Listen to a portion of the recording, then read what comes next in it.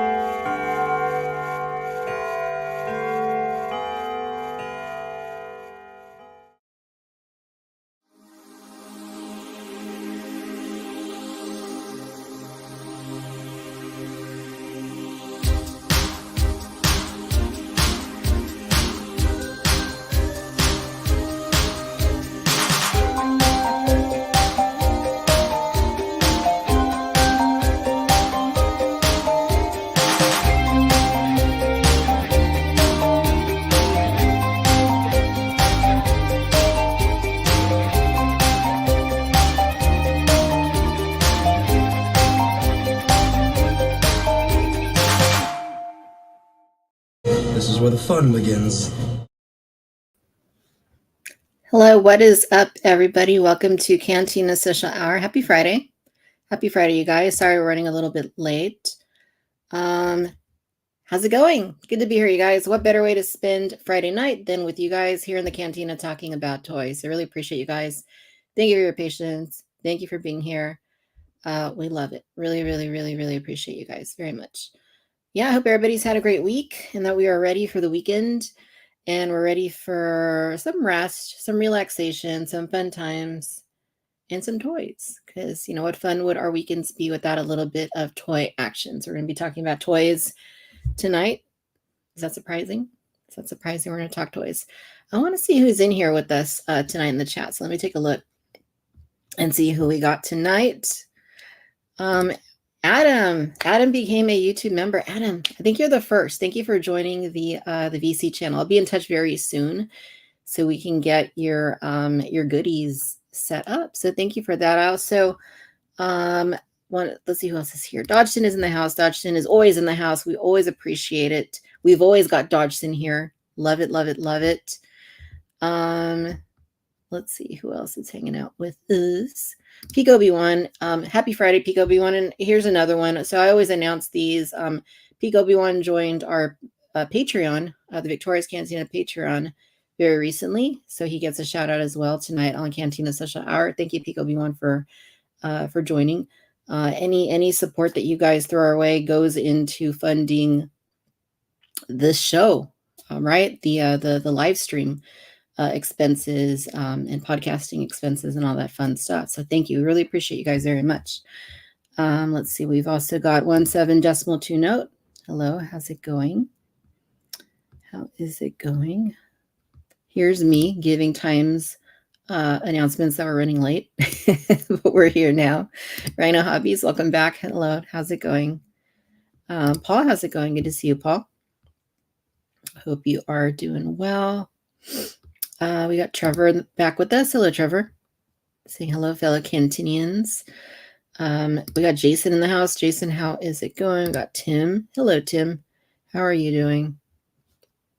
Hello, hello, hello. We got Britt with us. Hey, Britt, how's it going? We got Rick. How's it going, Rick? Good to see you. We got Mary. Hey, Mary, how are you doing? Cheers to you as well, my friend. Thank you for joining us. We got Justin in the house. Hello, Justin. How are you doing? We got Tom Charlton. Hello, Tom. How are you doing? Very nice. Baymax, how's it going? How's it going, Baymax? Crickets on HasLab.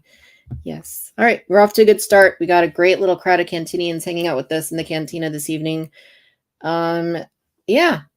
How's your Friday night? Mine's going pretty well. I worked all day, came home, had some pizza, and then I washed my car because tomorrow there's a car show and got to make sure that it's clean for the car show.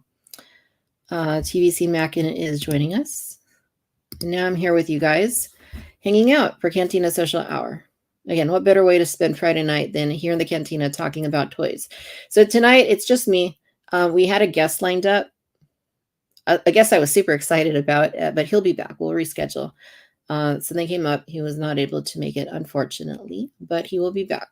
He will be back with us. And I think that, this is going to be a lot of fun, but he'll be back. Don't worry. He'll be back. We'll be talking all kinds of vintage collection stuff when we reschedule. Tom says, I received my celebratory Archie unit, and it is delightful. A Pride celebratory Archie. Very nice. I got mine too. I think it's in the other room, but I did get it in the last day or two. I think it came in yesterday, actually. It's nice. It's nice. I like the black with all the, it kind of reminds me of like confetti or something. It's a lot of fun. How are you guys doing? So let me give you a rundown on tonight's topics that we're going to cover. We're going to talk a little bit about X-Men 97. We haven't really touched on it a whole lot, kind of just little bits here and there, but I kind of want to talk about it a little bit more because its season finale was this week. We're not going to talk spoilers, so don't worry. We're going to talk about the fact that this Sunday, in 2 days from now, is the 25th, the actual anniversary of the Phantom Menace. So I want to hear your memories about it. So if you want to let me know in the chat, let me know and I'll highlight your comments. We're going to talk about Hot Toy Star Wars reveals because there were a few major, surprising, shocking drops this week. And I want to touch on those. There wasn't really any Hasbro announcements this week, I don't think. So there's not really a whole lot for me to say. But nonetheless, one of our topics tonight is the future of Hasbro Star Wars. What does that look like? Does that look like something that is trying to bring in new collectors? Is it something that is evolving in a positive way, in a negative way? We're going to talk about that. All right. And then we're going to get into our new acquisitions, in which I will ask you what you've added to your collections this week. And I'll tell you what I've added to my collection this week. All right. So looks like we got a few friends joining in with us tonight. William, how is it going, William? Back for a second time. Thank you for coming back. We really appreciate you being here with us and being part of the collecting community. Gen X, how's it going? Yeah, we're gonna have a lot of fun talking these topics. All right. So I'm gonna take a sip here because it's me all by myself. You get a little dry and thirsty. So.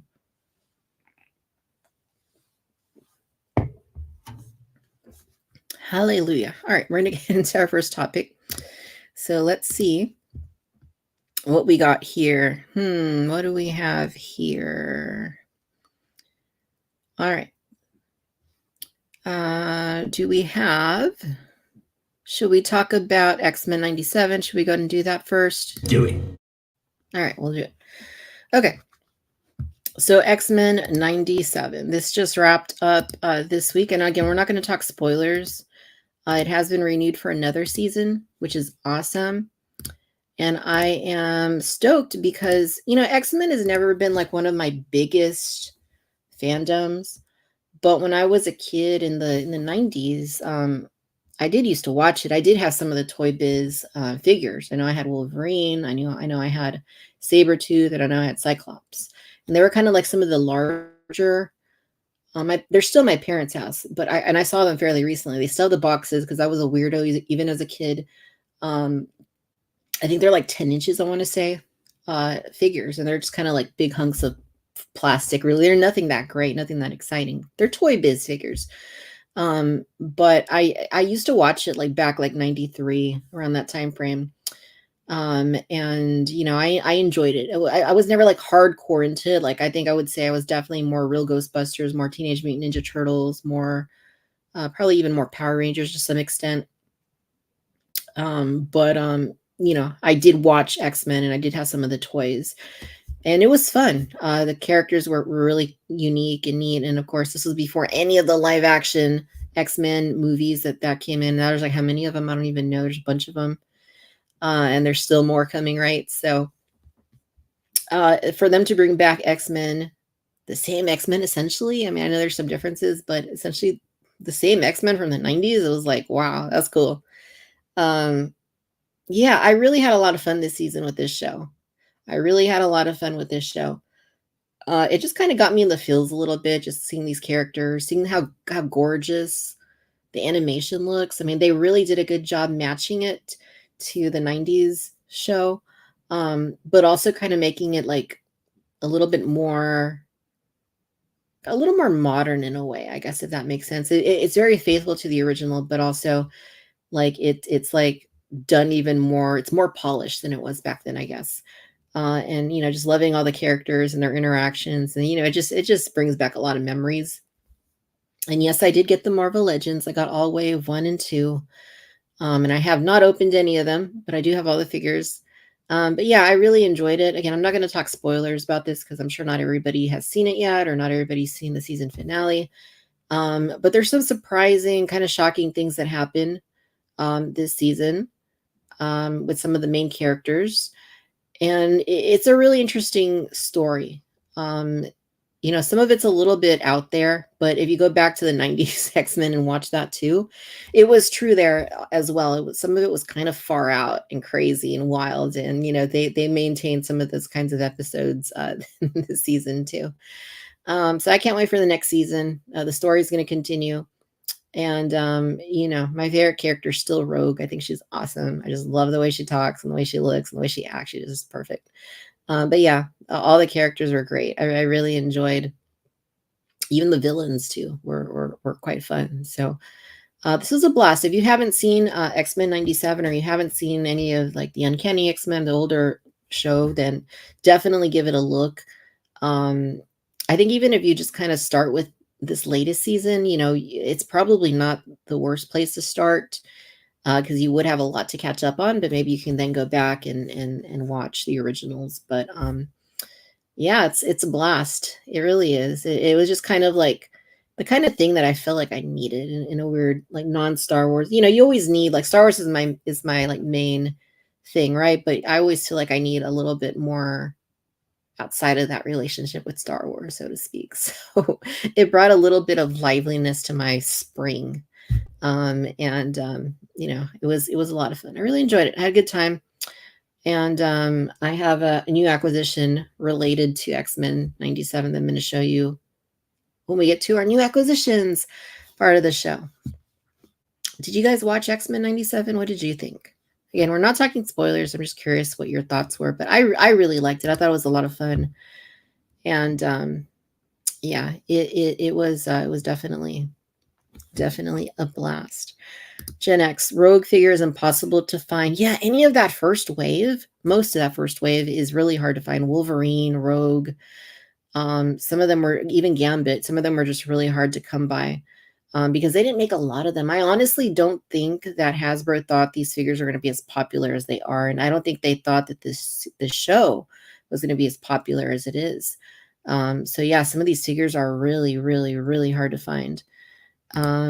Hope we get animated Spider-Man and Avengers. Yeah, definitely. Especially after watching this season. I hope so. I'd love to see those again. TVC Mac, and I paid $40 for Rogue. I mean, yeah, a lot, right? But not, isn't she worth it? Like, the faces on these Marvel Legends X-Men 97 figures are chef's kiss. They look amazing. They really, really do. Glad you enjoyed it too, Justin. Studio Mirror doing the Lord's work for animation as always. Absolutely, Britt. Yeah, it just looked awesome. Just all the colors and vividness of it all was up there. Pico V1 episode 5 of X-Men is up for Emmy nomination, but of course it is. Yeah, of course it is. How can it not? Justin says, my son loves Deadpool, but he don't know Wolverine, so we've been watching everything with Logan and prep for Deadpool 3. Very nice. Very nice. I need to go back and watch. I want to go back now that the show is finished and watch like all the live action movies again. Like, it's kind of like reawakened that interest in me in X-Men. So I kind of want to go back and watch all those. It's been years since I saw like those first, the trilogy, right? And then like all the Origins movies. Like I haven't seen them in a long time. Tom, I'm lucky I decided before the show aired, hey, I'm going to buy all these. Smart man. That is exactly, that is smart thinking. Rick says X-Men was so good. Grew up reading the comic back in 4th grade, 1982. Nightcrawler's my fave. Star Wars and X-Men. Star my collector craze. Masters of the Universe, G.I. Joe, and Transformers followed. Very nice. Very nice. So you're definitely a child of that 80s generation of toys and comics and TV shows. It's awesome. I love that Rogue just speaks in idioms and metaphors. Yes, absolutely. I just love her language, and like I like a lot of it kind of resonates because I grew up in Texas. So like a lot of the little like things she says, like I'm like, oh, I know what she means. So that's really cool. PW wants says Nightcrawler has been my fave. Justin says I was shocked to see through the Cornish X-Men at Target and Walmart. I didn't know Hasbro was going to make them in that scale. Yeah, they definitely are. Sarnista, how's it going? Thank you for joining us tonight. Jason says he loved it. Tom's only seen bits and pieces of the original cartoon. X-Men 97 was exceptional. Just a fantastic show. 100%. Hey, Fat Medic, how's it going? Good to see you here with us. Britt says above and beyond anything I could have wished for in a sequel to the original animated series. Totally. Like I had I'll be honest, I had like really low expectations for X-Men 97. I really didn't, I was looking forward to it, but I really had low expectations, but no, just blown away. Like it was great. Raina says, luckily Cyclops was in stock on Walmart's site.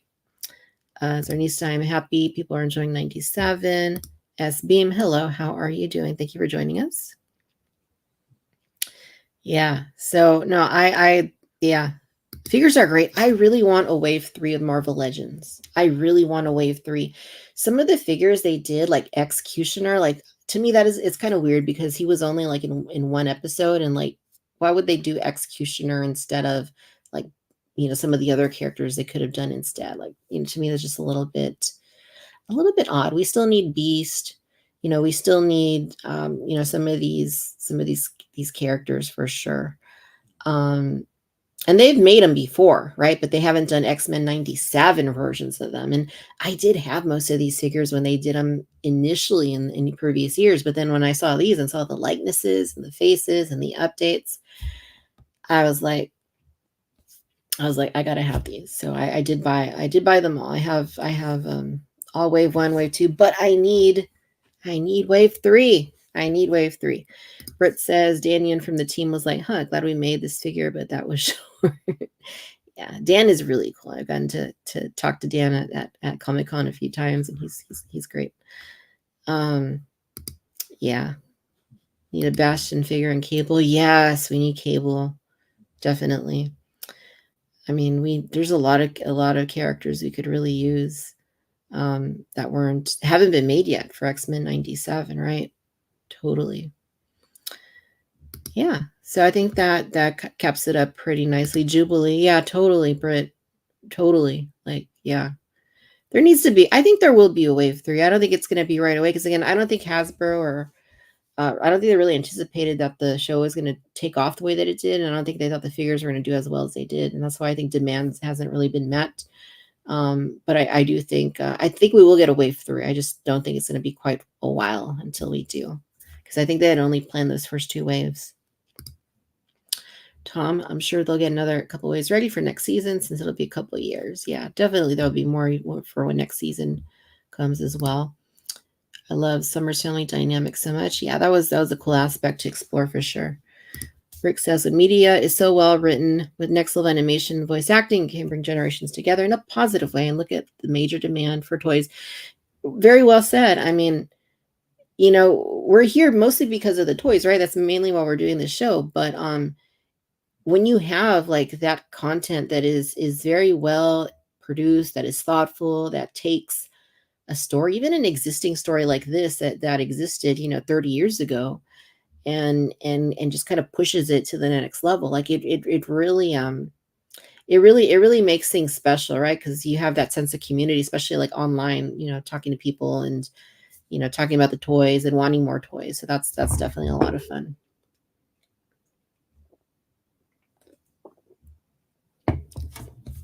100%. Yeah, there was, romance is definitely was fun in this show. Yeah, for sure. Dan said on Danu's channel they will announce something about wave 3 at the end of the year. Yeah, it's going to be a while. But I think, we're definitely going to get more later. Very cool. Yeah, bring it. I want more of these for sure. I definitely do want more of these. All right, so next topic. I asked you guys for your memories, and yeah, we have talked about the Phantom Menace in the last few live streams.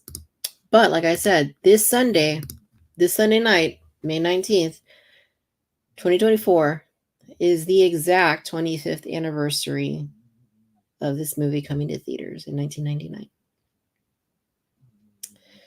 Where does the time go? it's it's nuts. Like it's funny because I think in the last live stream, I was saying, after all this time, I feel like I'm still the same kid wanting to watch the same things, buying the same things that I was 25 years ago. So I don't know if that's good or bad. But it is what it is. I don't know if it's good or bad, but it is what it is. Yeah, this movie did really well. Its first, like I wasn't gonna say 1999, but yeah, it did obviously did really well back then. But it did really well back in theaters these last couple of weeks. I think it was only going to run for that weekend and last week, but they ended up keeping it in many theaters, especially like locally around here, an extra week. So that is really cool that it stuck around longer, because it did good business, right? And that's pretty cool. That is definitely very cool. You got to see it last night, Trevor. Very nice. Very nice. You got to see it last night at the theater. Yeah, I mean, I was in middle school when it first came out, and I mean, it was the first brand new Star Wars movie I saw in the theaters. I had seen the original trilogy like on TV. I had seen them on VHS. I'd seen the special edition in the theater, and that was my first Star Wars in the theater. But Episode 1 was my first new Star Wars in a movie theater. Right? It was the first like all like huge brand new movie theater like Star Wars experience for me.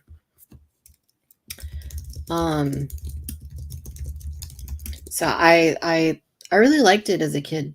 I really, really, really liked it.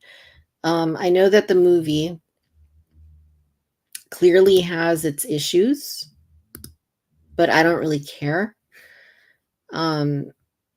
Because a lot of the nostalgia overrides those things. And I would say the same is true for anybody who was like a kid when the original trilogy came out. I would say that, those movies aren't perfect either.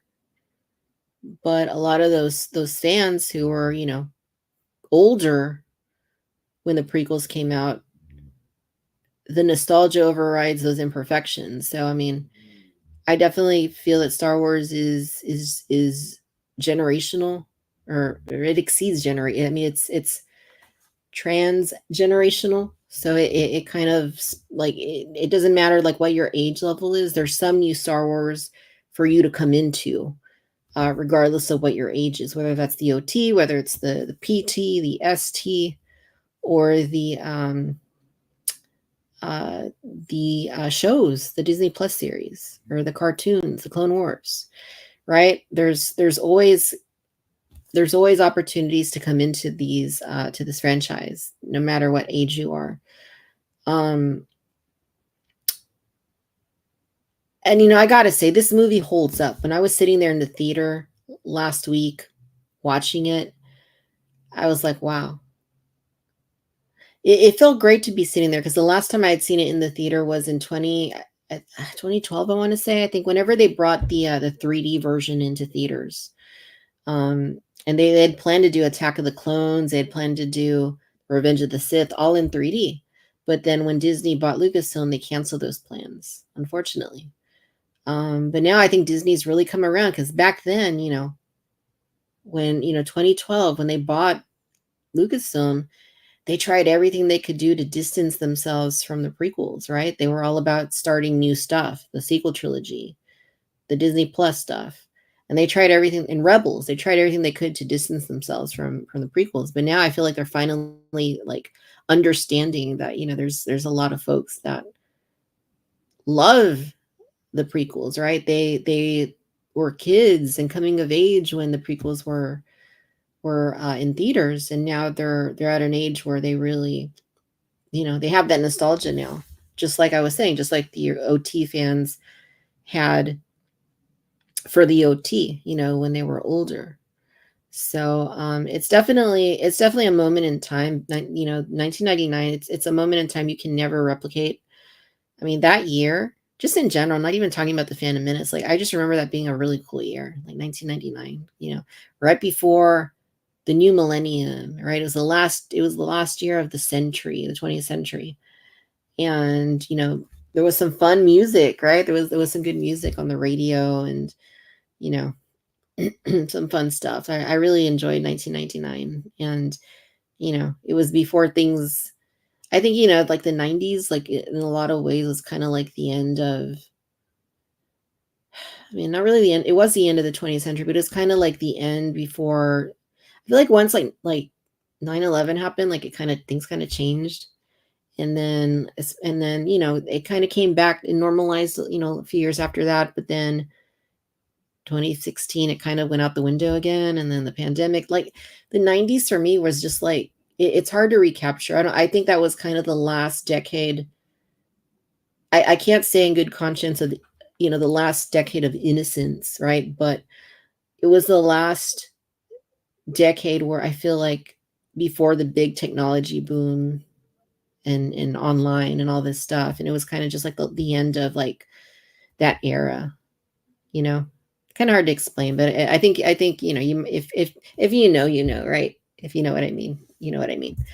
Um, but yeah, it was definitely a moment in pop culture history that'll never be replicated. The toys that were on the shelves back then, man, you walk into Target, 2 full toy aisles you could walk down covered in episode 1 merchandise, nothing else, nothing else. No Batman, no Marvel, no Ninja Turtles, no Hot Wheels, no Transformers, just Star Wars. And it never happened again, right? The merchandise sold well, but not well enough because they bought way too much stuff. And then I think after that, you know, any of the toy lines since then have been smaller than the episode 1 toy line, even though some of them have been big still, right? But none have been as big as that episode 1 line was. So it was, yeah, and the movie holds up, I think. You know, yes, the CG is dated in a lot of ways, but you know, when you see it in the theater on the big screen, I think a lot of that goes away when, you know, especially when you have, like I said, like me now, I've got the nostalgia, right? I'm thinking about it through the lens of a middle school you know, kid, like sitting there in the theater, taking it all in, being captivated by Queen Amidala, being enthralled by Qui-Gon Jinn, and being like wowed by Darth Maul and how amazing that duel is at the end of the movie. Like all those like warts and things just kind of, they go away. You know, you know, when you look at all that stuff. I mean, there's so many great moments and parts of this film. Is it the greatest movie of all time? No. Is it the greatest Star Wars film? No. But it's a good movie. It's definitely a good movie. I love it. And I have no apologies about that. So I hope that they bring Attack of the Clones into theaters again. I hope they bring Revenge of the Sith into theaters. I mean, I guess just bring them all into theaters, right? But definitely the prequels. I really want to see them again in the theater. Like, and I think maybe they will now that they've seen that these movies can make as much money as the Phantom Menace did. Like, I don't think they're going to be so shy about bringing some of these movies back. I really don't think they're going to be that shy about bringing some of these movies back.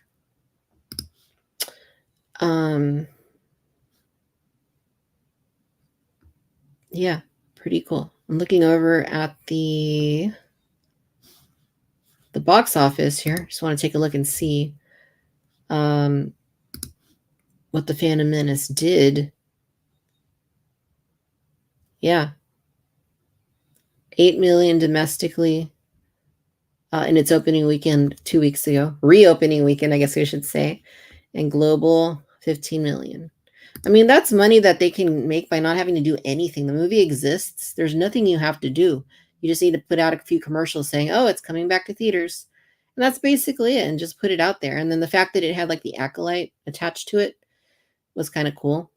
I didn't really like how they waited till the end to show that to you, because that you have to wait through all the credits and everything. But just fine, you get to listen to the music. But it would have been nicer if it would have been at the beginning, because there weren't a lot of people when I went to see The Phantom Menace last week, but I was the only one who stayed for that post credits acolyte preview. Everybody else was gone. Either they didn't know or they didn't care. I don't know, but I stayed for it. Yeah. So I mean, like I said, free money. All they need to do is bring these back, because the movies are made, right? They've been made for decades. All they really need to do is just bring them back once again. That's all they need to do. There was also this news a few days ago that The Phantom Menace is the most streamed Star Wars movie on Disney Plus. This according to MovieWeb. That's pretty cool. That is pretty cool. Yeah, this article goes through a little bit of the history. You know, I'm glad that I was kind of shielded from a lot of the negativity back in 1999. Because as an adult, you know, I would see it all today. Like I saw all the stuff, you know, for the sequel trilogy. You know, love them or hate them, you know, I saw a lot of that negativity on the internet.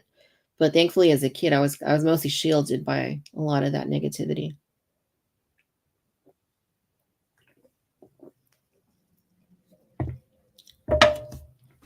Yeah, so that's cool. All right, so what do you guys think? What do you guys have to say about who else saw The Phantom Menace in theaters again? Lots of comments about this. I love it. Having to scroll back a lot. 23 times. Is that how many times you saw it in the theater, Pico B1? Britt says, I was sworn the memories they stick out to me really is the merchandise, the posters, setting designs of Maul, Jar Jar, and Queen Amidala imprint in my brain. Absolutely. Yeah. I always think of like the KFC Taco Bell pizza. They were doing those toppers on top of the big cups. Those are fun. Like, and I always think of like the Queen Amidala one, which I had, and you know, I think my brother had the Jar Jar one. Those were a blast. I need to go back on eBay and snag those one of these days. Once again, Gen X. I remember when Darth Maul was revealed for the first time. I was so excited. It's exciting. Kind of corny in hindsight. Yeah, the first time I saw Darth Maul, I think, was in the marketing Vanity Fair. I think a lot of you probably know this Vanity Fair edition that was like centered around episode 1, and it had like George Lucas and had like the cast and like little like interviews and pictures.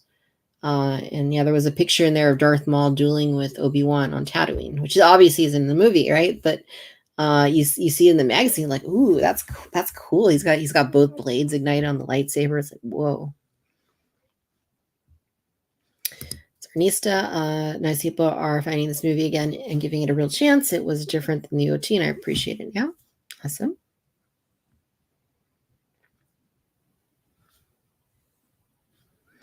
Tom says, I was 20 when TPM came out in the age group that, yeah, we didn't like it. I like it now. I think it's a big swing. Totally. Was awesome then, was awesome now. Cartoon Clone Wars series was amazing. It is. I'm currently rewatching it, like rewatching it. I'm like in season 2 right now, but I'm jumping around because the chronological order is crazy. You got to do a lot of like gymnastics going back and forth. Episode 1 was such a moment in time. I remember that midnight Toys R Us release, MTV airing the music video, the prequels made Clone Wars, and Ahsoka and Rebels possible. Yeah. Yeah. I didn't have Toys R Us like where I grew up as a kid, but as soon as I could get to Target and Walmart to see all that stuff, I did. And you know, we had KB Toys at the time too. But yeah, I'm glad you mentioned MTV, because yeah, they did have a music video for Duel of the Fates with like John Williams conducting, and then like little clips from the film, and it was on TRL, Total Request Live, and it was like #1. I remember that. Thank you, Pico B1. Hit the like, y'all. Why not? Just why not? Just move your finger, click. I I had such a huge smile on my face watching it, and it did my heart good to have the audience chuckling at George's lines. Yeah, I found me too. I was chuckling a few times, like here and there, and even though I've seen this movie a bunch of times, like you just I hadn't seen it in a while, and like you just kind of remember like seeing it there in the theater, like, oh, that's funny, that's genuinely funny. There has never been a cinematic excitement like that existed to lead up to episode 1. Nothing, no, there never has been, and I don't think there ever will be again. Many have tried, none have come close. Everyone freaking out about Y2K. Yeah. That I do remember. I certainly remember that. Piper episode 1 was cool. The Mace Windu preview figure. Yep, Mace Windu was the first episode 1 figure. And yeah, he was a sneak preview figure. My friend and I waited in line 2 days to get tickets, then bought them for the first 5 showings in a row. Wow, that deserves some props there. 17.2 Adam, I remember being grateful and excited because not only was it a new Star Wars film after waiting so many years, that we knew that a full trilogy was coming. Absolutely. It was like, no matter at the time, 1999, whether or not you loved The Phantom Menace, you still knew 2 more episodes were coming, right? You still get to see like Anakin's journey to the dark side. Yeah. It was the last decade before we had General Grievous. That is true. 90s was the last time we weren't all plugged in online. That is true. We didn't get the internet in our home when I was a kid until 2001. That's when we first got it. But I had used it in the school library. I remember like in 90, like around episode 1, like I remember like being in the school library and reading it, like looking at the internet and looking at episode 1, like details before the movie came out. Yeah, I know I was little, but I was doing stuff like that. Character and production design were so shockingly new. Yeah, the character design in episode 1 is great. Like the costumes are amazing. Even though I'm nostalgic for episode 1, I wouldn't mind attending a discuss the flaws stream. Yeah, we could do that. I mean, I tend to like to focus on the positive most of the time, but yeah, there would be maybe there is room for like a really critical analysis of some of these films. It was 1999, the age of incense. Last 23 years had us on the edge. Yeah. Yeah. Yeah. I remember the TPM trailer and the TV was like, hell yes, I had no idea the prequels were coming out. Very nice. And welcome to the show Path Doc 22. Might have been the first trailer I watched online. Very nice. I think episode 1, Gen X, are more about characters not being very relatable and speaking in a weird D&D language. Yeah, I can kind of see what you mean, Tom.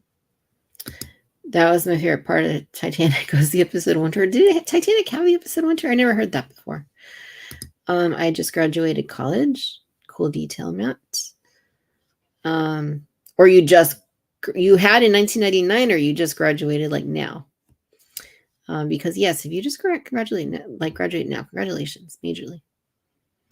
I recorded the trailer off ET and played it on a loop all day at my video store job where people could watch and stop and watch a couple of times. That was very nice of you, Tom. That was very nice. I thought Jar Jar was okay. He was just one of many characters in the Star Wars universe. Seeing it again the other week, I felt the good parts of TPM have grown better and better with time. For sure. That the Duel of the Fates, that's still the best duel in the history of Star Wars, in my opinion. 1999. Okay. Thank you for clarifying. I rewatched the lightsaber scene with Maul, and it holds up today for sure. Might be the best lightsaber duel. That's not blasphemous to say at all. That is, I agree. It is the best lightsaber duel in the entire saga, for sure. Even the little brief duel with Maul and Qui-Gon in the desert is excellent. Like with the sand blowing up and the sabers whirring and Maul's cloak like flying around. Like it's really good. Yeah, certainly the coolest duel. I'm not gonna lie, studios are sitting on gold mine. You can re-release Revenge of the Sith, Jaws, Jurassic Park, E.T., and Yellow film, and it will make bank. Yeah, Jurassic Park came back last year, I think. And I did watch it. I did go to see it. And it was in 3D too a few years back, and I went to see it as well. Or was it was it a few years? It might not. It might have just been like a regular. I think it was a regular. But yeah, I would go back to see Jaws. I've never seen Jaws in the theater. I would see Jaws in the theater. Yeah, I would see E.T. in the theater. I have seen, you know what?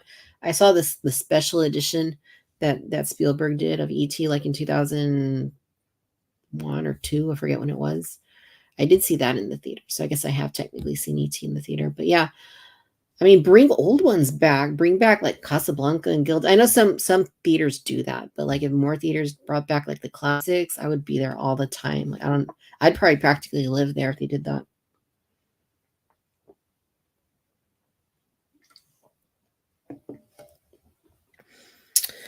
Which I do have one of those experiences coming up. I'm going to be seeing the 7-Year Itch downtown LA at the Orpheum Theater. Historical theater next month.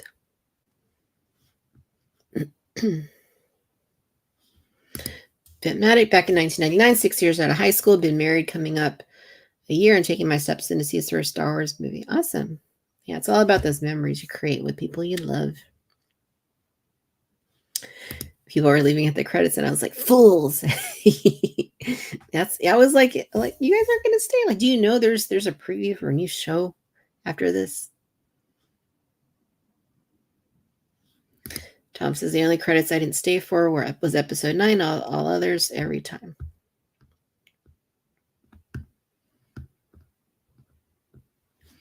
I love the prequels. I think the only thing I think sucked was the love story between Anakin and Padme. Yeah, okay, yeah, for sure. Like that, it's not a very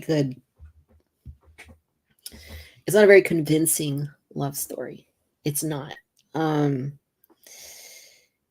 It's not very logical. I mean, it's Star Wars, right? So I mean, what is logical? But it's not a great love story. It really isn't. When you see, so you go back to episode 1, you see Anakin, he's a 9-year-old kid, right? And Padme's like what, 14? And then in the next episode, they're like getting married. It's just, you know what I mean? Like, it's just not the most convincing. Like, it's kind of weird. You know, because Padme's like head of government, like, you know, she's like the queen, and then a senator, and there's like a young student learning to become a Jedi. You know, it's just the whole thing's kind of weird. I don't know why Lucas went that route. I mean, I really don't see why. I mean, you know, I don't mind Anakin being a kid in episode 1, but I mean, I don't see why he needed to be quite so young. Like maybe if you adjust that in episode 1, and then in episode 2, you improve like the chemistry. Like, I don't know, it just doesn't really work as a love story. But again, the nostalgia tends to outweigh the flaws, and you can kind of look past a lot of that stuff and just kind of enjoy it for what it is. Enjoy it for the Republic gunships and the clones and the battle droids and all that stuff. And the Separatist Council, right?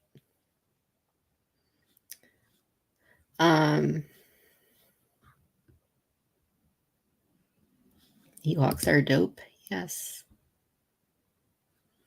All this great information and people watching TV. I mean, Hasbro hasn't done jack for TVC. We're going to talk about that. 1999 was great because no social media. Yes. Social media can be good for many things. It can also be horrible for a lot of things. And I think it's causing a lot of problems for people as a society. It really is. Especially, you know, me, I work with kids, right? I'm as an educator, and like I see it every day. Like, yeah. We got 50 in the house. Thank you guys for being here with us. Do hit the like button if you don't mind, if it's not too much trouble to do that. We appreciate it.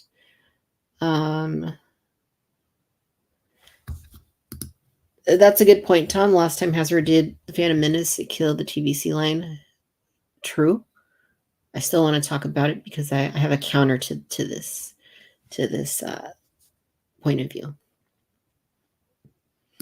Studios should bring back movie classics to help revive the theater again. Yes, please bring them back. Bring back Gilda and Casablanca and North by Northwest and Gone with the Wind. I mean, I'll see any of them that they bring, like any of like the classic, like some anything like so it's one of my things. I love classic like film. I love classic film. I could watch like if I had the time, I would watch it. I would watch one every single day if I had the time. I don't, but yeah, definitely. You'll get people like me in the theater. Maybe you won't get everybody in the theater, or most people, or even like a big fraction of people. You get me in there for sure.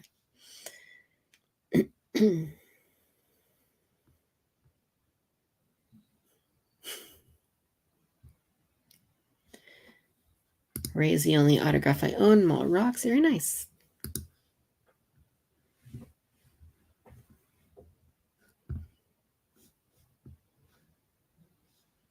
Sorry to hear that, Matt. Thank you for sharing that that with us. Sorry to hear that. Watching it this time around made me look at Palpatine Supreme Chancellor, part of his plans. Thank you, Madas23. I know, it's funny, like you think about it, like when Queen Amidala is like going to leave the theater, or the theater, we're talking about theaters, she's going to leave Coruscant and go back to Naboo. And he's like, no, please stay here where it's safe. And it's like, you could totally tell he's like not sincere. Although I really don't think he wanted her to go back. You can kind of see it in his face. But then just the way he sees it, he's like, just go.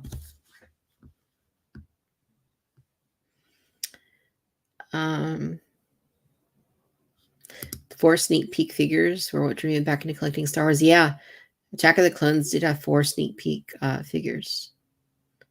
It was a Clone Trooper, Jango Fett, the Astromech droid, and Sam Wessel. eBay notification. Did she win a bid? Oh, no. You heard that? Let's see. No, it just says that there's a new listing for something I'm keeping an eye on, is what it says. I didn't win anything. I'm not buying anything right now because I'm not. 99 was the dawn of new metal. Interesting. I would love more episode 1 figures. Just got that Target Retro pack. It's so cool that those characters translated to Kenner style figs. The Qui-Gon is really translated well.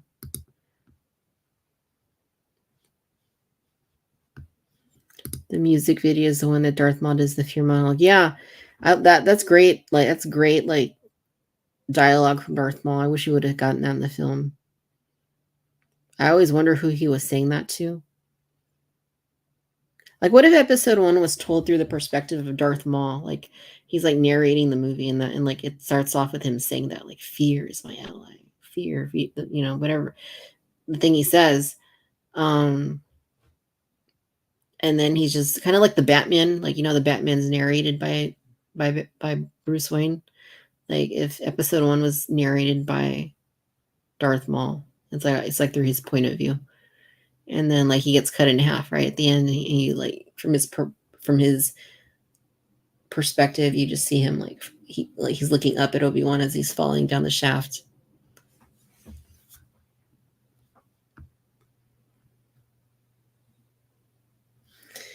You saw that ET too, Britt?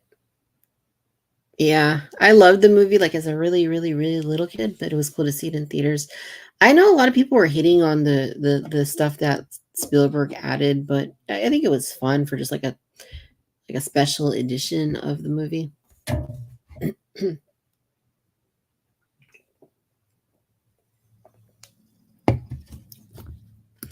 Yep, Weird Al. That is a big part of it too.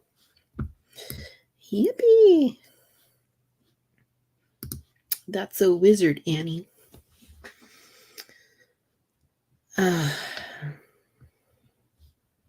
Great potential T-shirt. The nostalgia outweighs the flaws. Yeah, maybe I'll have to do that and throw it up in the. You know what? I will do that, and I will do that.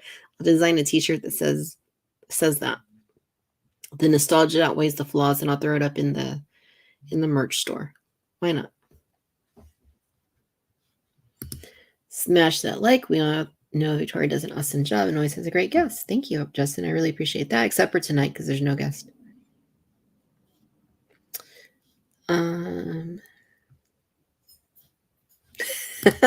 Darth was talking to himself in the mirror. His morning mantra. That sounds like me. Sometimes in the morning, I'm like, peace is a lie. There's only passion. Through passion, I gain whatever it is. Through passion, I gain strength. Through strength, I gain victory. Through victory, my chains are broken. I do say that to myself sometimes. I don't think that's the whole thing, but I do. I'll admit it. I do say this to myself sometimes, especially when I need to like amp myself up for the day. Anyway, oh, that's cool, Matt. You're a teacher as well. Yeah, social media and high school kids. Yeah, definitely a bad combo.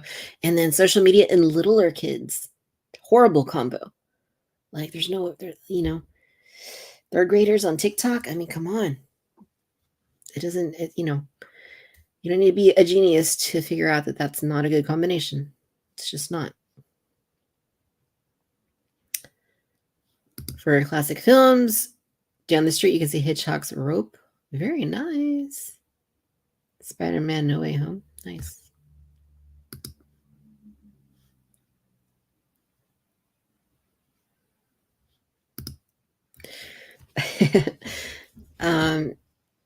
Remember the trailer where Padme was sitting on with the Naboo Council and the one guy says, you know what this means, invasion. I remember wondering, how do you figure that? Yeah, it's because of the hologram, right? It's like Palpatine's like saying something and then he gets staticky and C.O. Bibble, he's like, it can only mean one thing, invasion. Like it can't mean like that the router is cutting off, or can't mean that the Wi-Fi signal is low, or can't mean that, maybe a spaceship is flying over Theed Castle. It has to be that it's an invasion. Like, okay, C.O. Bibble. C.O. Bibble is a worrywart and a Debbie Downer, but not quite as bad as Captain Panaka. Captain Panaka is the biggest Debbie Downer in the entirety of Star Wars. 100%. This is true, right? Captain Panaka is the biggest Debbie Downer, pessimistic person in all of Star Wars. The Hutts are gangsters. Looks pretty bad. Yeah, everything that comes out of that man's mouth is a complaint. Like seriously, dude, lighten up a little bit. Have a cup of Jawa juice or something. Haters are just mad we saw E.T. in the bath. Speaking of Batman, who is your favorite actor to portray the character? Dun, dun, dun, dun, dun, dun. Of course, it is Michael Keaton. He's my Batman because that was the second movie I ever saw in the theater. I was as a way too young little kid to have been in the theater seeing Batman '89 and being terrified at certain parts of it. But still, Michael Keaton is my Batman. I don't think he's the most definitive. I think Christian Bale is the most definitive Batman because of the trilogy. But Michael Keaton is still my Batman. And I really like Robert Pattinson's Batman too. But I want to see like the next one. I'm really anxious to see Batman Part 2. They're making us wait way too long for that one. I'd buy that shirt. Okay, I'm going to do the shirt. Fear attracts the fearful. Yep, that's what it was. That's what he says. Don't scare me, Tom. Because you guys know here on Cantina Social Hour, we have things happen, right? I was talking to Laser Pants was with us. Ryan was with us. And we had like right here next to me. And you see me react on camera like this. Like when Ryan's talking to me, I'm like, or after I finish talking, I hear it and I'm like, I don't say anything because I don't, but it's right. I hear it right here. My friend Brad from the Jurassic Park podcast recorded it and he sent it back to me. He's like, oh, Victoria, look, I enhanced it. You can hear it right there. I'm like, oof. And then it was like a month ago, this door was shaking like hard. Only thing that was shaking was that door. So yeah, Tom, you could be right. There could be a big shape behind me. There probably is. We just can't really see it. It's probably the problem. Ray, Death Ray, how's it going? Yep, that's me. I bet you're wondering how I got in. What if that's how the movie started? Like it's through Darth Maul's POV. Like that's how the movie starts, and then he backtracks to the beginning of episode 1. Like, yeah, so my master had this idea to start a fake invasion and have the queen sign a treaty that she didn't really need to sign because he could have just gotten her to sign it when she went to visit him at his office on Coruscant later in the movie. Like, yeah, that would be interesting. Funny to think about at the very least. Eric, how's it going? Just coming to the stream. Hot Toys got my money. Okay, we're gonna talk about that. I think we should go ahead and pivot to that. Phantom Menace behind me. No. There is no earthquake. Yeah, proton pack for sure. All right.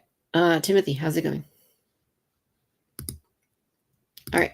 We're going to go ahead and switch topics here. Let's talk about Hot Toys Star Wars reveals, okay? This was a big week for Hot Toys Star Wars. Big week. And there have been big weeks for Hasbro Hot Toys Star Wars in recent weeks. You guys know this. I've been talking about it. All right, but this week was huge because they sneak dropped some new figures on us that all went up for sale over the last day. All right, so let's go over the first one here. So this is Obi-Wan Kenobi in his Mandalorian armor. You know, probably the most low-hanging fruit imaginable for an action figure that Hasbro could do, but chooses not to do it for reasons unknown. Hot Toys did it. They said, hey, we're going to take that low-hanging fruit and we're going to make some fruit salad. And that's what they did here. They made Obi-Wan Kenobi in Mandalorian armor. All right? Because Hot Toys knows what's up. Hot Toys knows that people want more stuff from the prequels and from the Clone Wars. So this is Obi-Wan Kenobi. I think he uses the same head from the Clone Wars Obi-Wan Kenobi that we're all still waiting for them to ship out. It's a good-looking head sculpt. It's a good-looking figure. You know, he looks nice with the lightsaber. And, of course, you can put the helmet on his head. And now you have a Mandalorian Jedi figure. This is cool.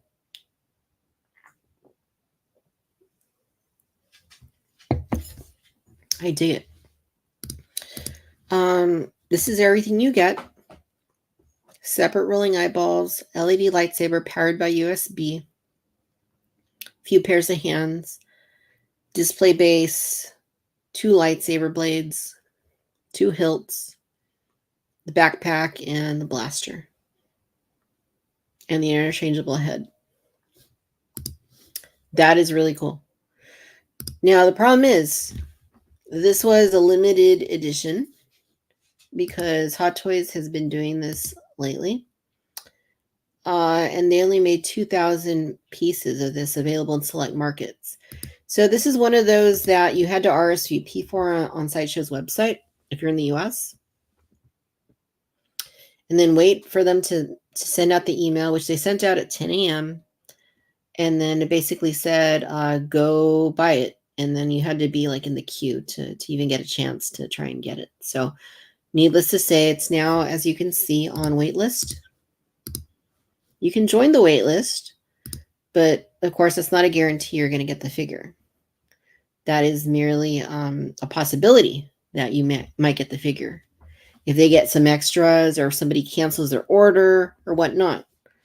So a lot of people were frustrated with that because they've been doing this more and more lately. Not just with artisan figures, but with limited edition figures like this. Now, the other one was the Imperial Commando as seen in the Bad Batch. Another cool figure, a troop builder, but also a limited item, limited quantity of 2,500 pieces. And it was the same thing. So this one went up at 1 p.m. Pacific time, and also quickly sold out and went to waitlist. So, yeah, I mean, let's talk about the figure first. So the figure looks great. I think they did a really nice job. I love how it seems like it lights up, like his visor lights up. It's a really nice touch. And it's I mean, he looks cool. I don't have any Republic Commandos or Imperial Commandos from Hot Toys, but it's a really nice looking one, most definitely. And it's an army builder. And the fact that it's limited edition really rubbed a lot of people the wrong way, because when it comes to these kinds of figures, people want to army build. Even though it's Hot Toys, which, you know, are not cheap, people still army build Hot Toys.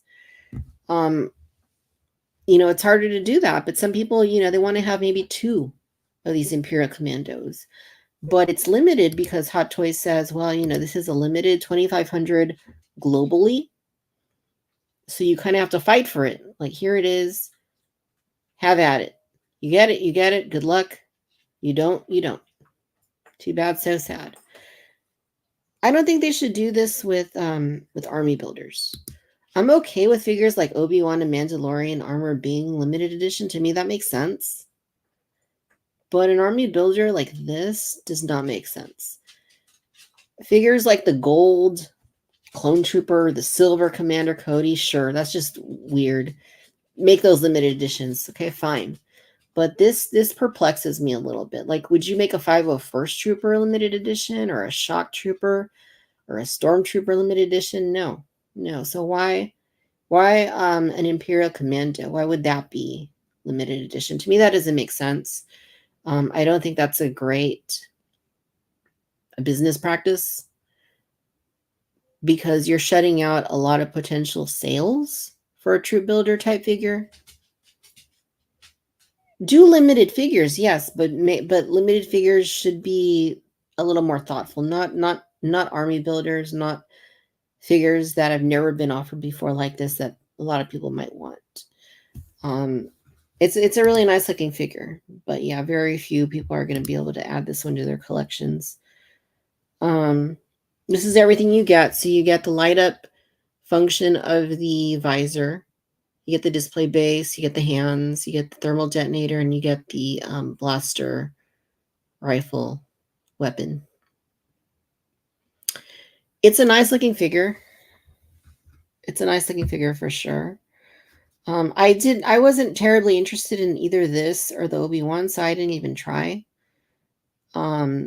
But again, I don't agree with it being a limited edition, because it's an army builder.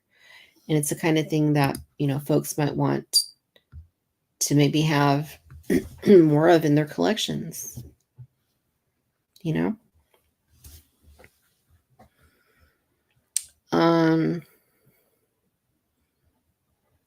Yeah, so that's how I feel about it. I mean, I don't mind the limited editions, but they need to be the right figures. Limit the right figures, not something that, like, you know, a lot of people want.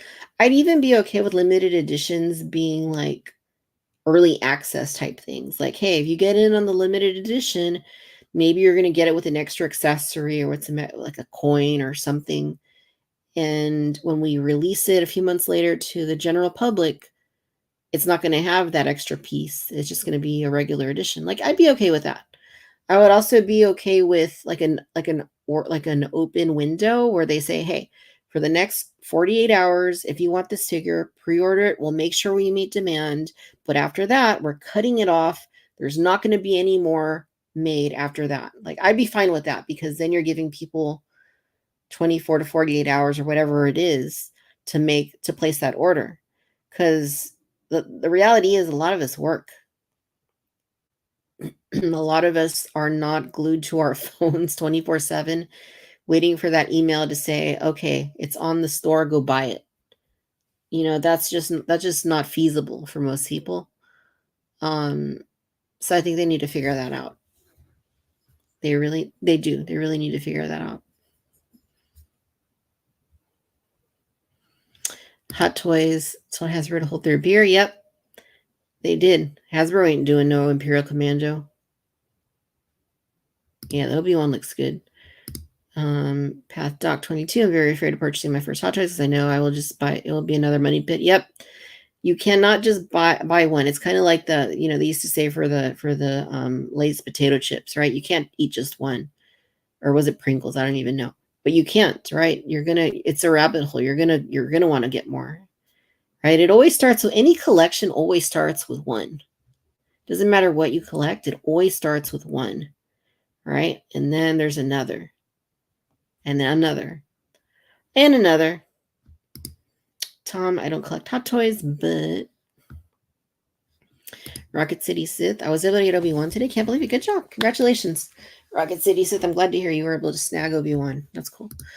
Imagine they did a Satine. Yes, imagine that. That'd be interesting. Because nobody's done Satine like as a figure. Nobody. Hot Toys is not for the weak. Yeah, it's not. Hot Toys needs to make previews. I think they will, Eric. I that's what I can definitely see happening at some point. Is there a deluxe that comes with a dead Satine? Oh, no. Brit, no. Expensive week. I got both exclusive. Very nice, Mary. Congrats.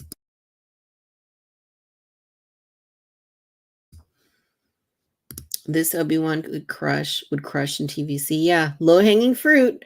Hasbro, low-hanging fruit. Wake up. You're making all these Mandos. Just make one with Obi-Wan's head. I mean, for crying out loud. I've had to slow down on Hot Toys. I had about 360 during the pandemic. Whoa, 360.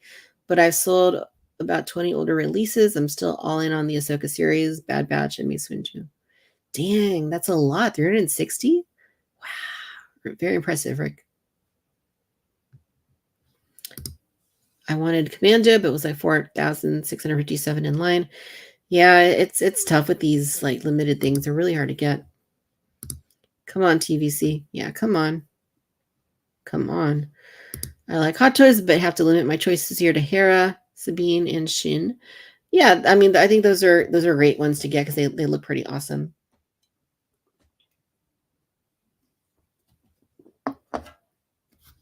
Same with Umbra Trooper, another bad move from Hot Toys. Yeah, Army Builder. Shouldn't be limited. RC is looking awesome. I hope Mayfax or SHF makes it. Yeah, I'll bet you that Mayfax or Figure Arts would do a Commando before Hasbro. I mean, Hasbro did one in Black Series, but it's not this exact one. But for TVC, no, they haven't done anything like that.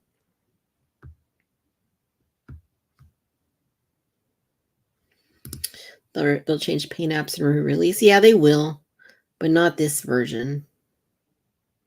Not this version. For all these years, it occurred to me that Satine was a Moulin Rouge influence. Army building. Hot Toys, money is relative. Haha. Yes, William. Some people really go all out on these. Tori, what is your history with Hot Toys? How deep are your pockets? You have to ask Dexter Jetster. Only he knows. Only Dexter knows. Yeah, it always starts, like I said, it starts at one. I got my first Princess Leia from A New Hope for Christmas in 2016. And that was my first one. It always starts at one. Got to get that Tesla brain chip. Yeah, you know what? Maybe if they made a brain chip that made you look around and it looks like you have the items in your collection without actually having them. Like it just like you look around on your shelves and maybe in real life they're empty, but you see like all the figures standing there. Like maybe I would do that because then I would save a lot of money. Recently, the overall Hot Toys instant sellouts are making it easy to cut back. I can't be connected to pre-orders constantly. Yeah, that's what I mean. It's really hard. Like, who can be glued to their phone like on a business day, like waiting for an email? Like, I can't. Even if I was like a day off or I'm just home all day, like I wouldn't want to be glued to my phone waiting for an email. It's boring. And I got other things to do. I'm waiting for Return of the Jedi Vader, but it will be the only Star Wars Hot Toys I will ever own. That's what you say now. Speaking of Shin, I hope SHF makes Shin the Black Series one stings. Yeah, it does. Scorch could be next. I can almost guarantee they're going to do Scorch. Victoria, you and I start Hot Toys collecting with the same figure. Very nice. I remember you saying that, Adam. That that yours too was also Princess Leia. Only have the Emperor with Throne and Return of the Jedi Darth Vader Deluxe on pre-order.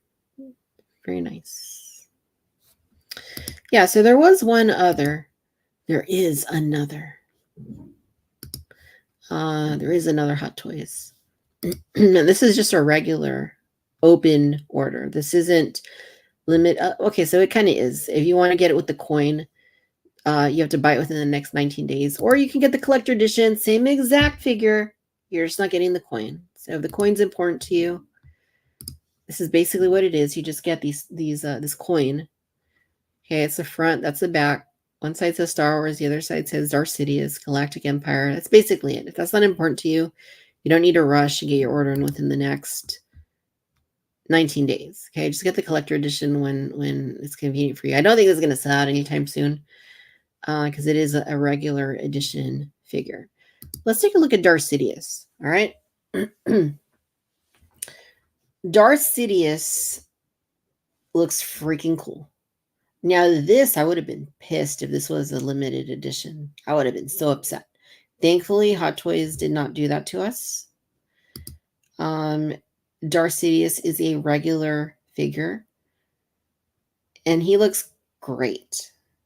He looks great. I love how the photography recreates some of that promotional image, like of Ian McDiarmid, like, as Darth Sidious. Like they did a good job with this photography recreating a lot of those looks, and also recreating like how he looks in the movie, like some of the movements that he makes, like right here with the lightsaber, right here with the lightning. Of course, this Sidious I don't think comes with this long lightning like this. He only has a little short lightning. If you want the really long lightning, you have to get the older Return of the Jedi Emperor figure. So he's only got the short lightning. And this one, he's got the movable eyes. Look how evil and scary and mean he looks. Just like he looked in Revenge of the Sith. Like in no other Star Wars film or series has Sidious looked as intense and as crazy and as, over the top villainy as he was in Revenge of the Sith. He was just like all out, and he didn't even care by the end of that movie. He didn't even care. He was just like, all right, this is me. Love me or hate me, accept me as I am. Yeah, this is cool, you guys. I really like this. I pre-ordered this one. I didn't care for the other two. This one, yes. I mean, I love this character. I love this character. Like, this is one of my top. I probably put Palpatine like in my top 5, I would say. And I had to get this figure. So I did. So you get the 2 sabers. You get the powered by USB. You also get the motion effect lightsaber blade, and then the standard lightsaber blade. You get several hands, including the 2 short burst lightning hands. You get the separate rolling eyeballs, and if you get the if you order within the next 19 days and get the special edition, you get the coin and a display base. What if they made a deluxe with a Senate pod? Wouldn't that be cool if they did a Senate pod version? That would be really cool. Darth Sidious. Now, what's interesting about Darth Sidious is that a year ago, they put up another Darth Sidious figure for pre-order that's similar to this, but also not at the same time. I'm going to show it to you here. This is the one that they released for order last year, and it's Clone Wars, based on the Clone Wars, and it's basically it's a very similar outfit, but it's not the exact same. Like the colors and patterns are very similar, but like the stripes are kind of unique to this outfit here. But yeah, this is definitely like the creepy Palpatine, like before the Force lightning sort of look. But it's still Darth Sidious, right? It's just based on the Clone Wars. Based on the Clone Wars before his face became melted. Still a really nice figure, and this is one I had pre-ordered at the time. And I wonder if people are going to cancel this order to get the new one. The new one, like, live action does kind of supersede animation, even though this figure is obviously live action interpretation. But it's basically the same. It's similar to the other one, similar to the new one that's up for pre-order now. This one here. At the same time, it's not, though, because this is after the lightning attack to the face, which I asked Ian McDiarmid at the last Star Wars Celebration here in SoCal. I did ask him, like, hey, was it the lightning that disfigured your face, or did you always look like that? And he didn't answer me. You know what he said? He said, more importantly, when you think about Palpatine, it's the power of words that was able to manipulate an entire galaxy. It wasn't the brute force of the Empire. It wasn't the clone army. And a detail like whether the lightning is what turned him to look like this, or if that's how he really looked all along, was just a detail that was irrelevant to the fact that the power of words is what built the Empire. When he said that, like it made me I was like, whoa, he's right. He's right. Really cool guy. I wish I had more time to talk to him, but it was a very brief, 2-minute interaction, but he was very nice. And I love that he answered my question in a very poetic way, as you can only imagine Ian McDiarmid would do. So what do you guys think? Let me look at your comments, see what you're saying about Darth Sidious here. Darth Sidious.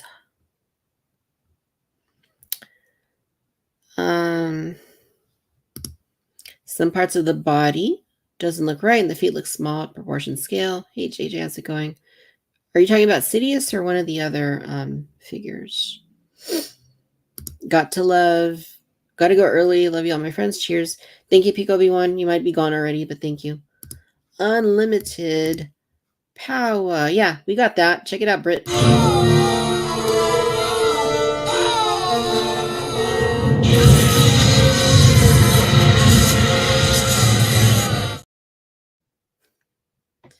Love it. If you had to pick between a HasLab Cantina, Hot Toys, or City, which do you? Tom, you're not going to do this to me, are you? Come on, Tom. You're not going to do this to me. Because you know I'm going to tell you both. You know that the only right answer is both. But you also know that Victoria's going to say it's with the caveat being that, you're not going to only stop at one hot toy. You're not. But if you're going to make me do this, it's going to be the HasLab Cantina. If it had to be one, it's going to be the HasLab Cantina. You know why? Because it's the Cantina, right? If the HasLab is the Cantina, that's what it would be. And who knows? It's time for Tonica still, right? So 100% the Cantina. Got really echoey in my room. It's kind of weird. Do you have a Hot Toys release you're most looking forward to? The 4 I want most would have to be Hera and Chopper, followed by Balian and Shin. That I'm most looking forward to. I'm actually really looking forward to C-3PO. I know a lot of folks haven't, but mine keeps getting delayed for whatever reason. So I'm really looking forward to C-3PO because I don't have a C-3PO. I skipped the prequel, the Attack of the Clones C-3PO. So I'm excited to get the Return of the Jedi version. And he comes with Salacious B. Crumb. So super excited for that one. The Sidious is amazing. I'm so mad I already ordered the Clone Wars version. 2 is too much. You can cancel it, Adam. You can cancel it. But I'm going with both because, like I said, this is a top 5 character for me. And I absolutely love Ian McDiarmid as Darth Sidious. Maybe we can get this at rewards points. Mary, yeah. Yeah, Mary, you're skipping him too. Yeah, I mean, yes, if you save up, if you buy enough Hot Toys and you save up those rewards, you can definitely use them towards other stuff. I wish we got rewards points for Hasbro and Hot Toys that we can redeem per mail away figures. For sure, Adam, I will end up getting both. Ian used the power words to turn the question on its head. Yes, he did. He didn't answer my question. He didn't answer my question at all. But it's okay because it's Ian McDiarmid, and I love the guy. We'll see once I pay off the due back and Artisan Anakin. Ooh, Artisan Anakin. Yeah, no, Anakin. Artisan Anakin supersedes everything, in my opinion. Like, don't. Yeah, keep your Artisan Anakin for sure. Timothy agrees. Hasbro Cantina would be a priority, certainly. Are they doing a 2-price tier system for the HasLab? We don't know.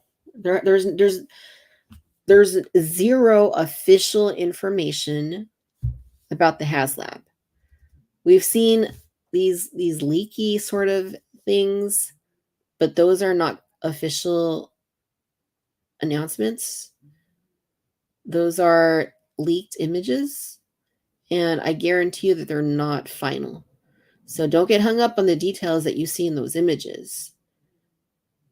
Will there be 2 versions of the HasLab? A deluxe and a basic? Maybe, maybe not.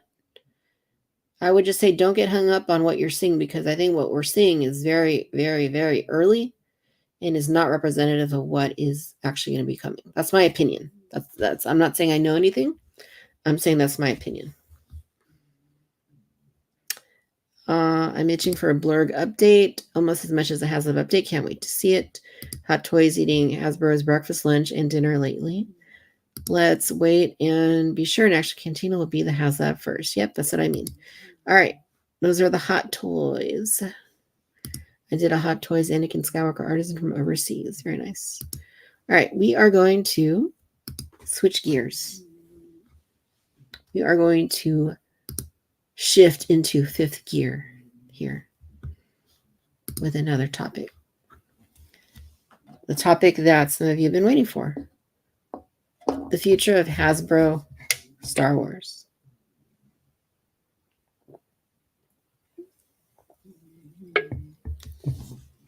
All right. Well,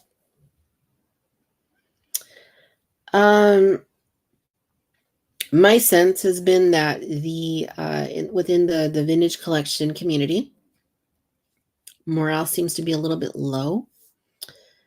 In terms of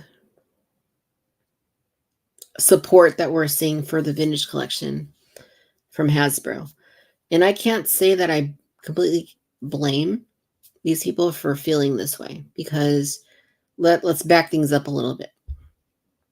Earlier this year, we learned that we were getting this brand new Mandalorian Season 3 wave of figures with Grogu, with Axe Woves, with another Din Djarin.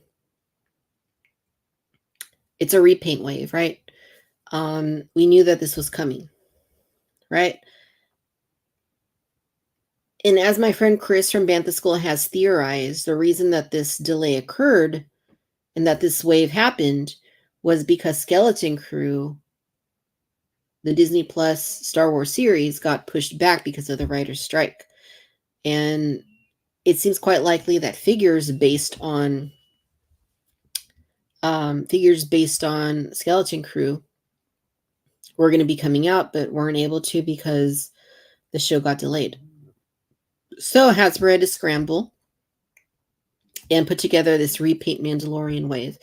And I think that Chris from Bantha School is pretty much on the mark with that.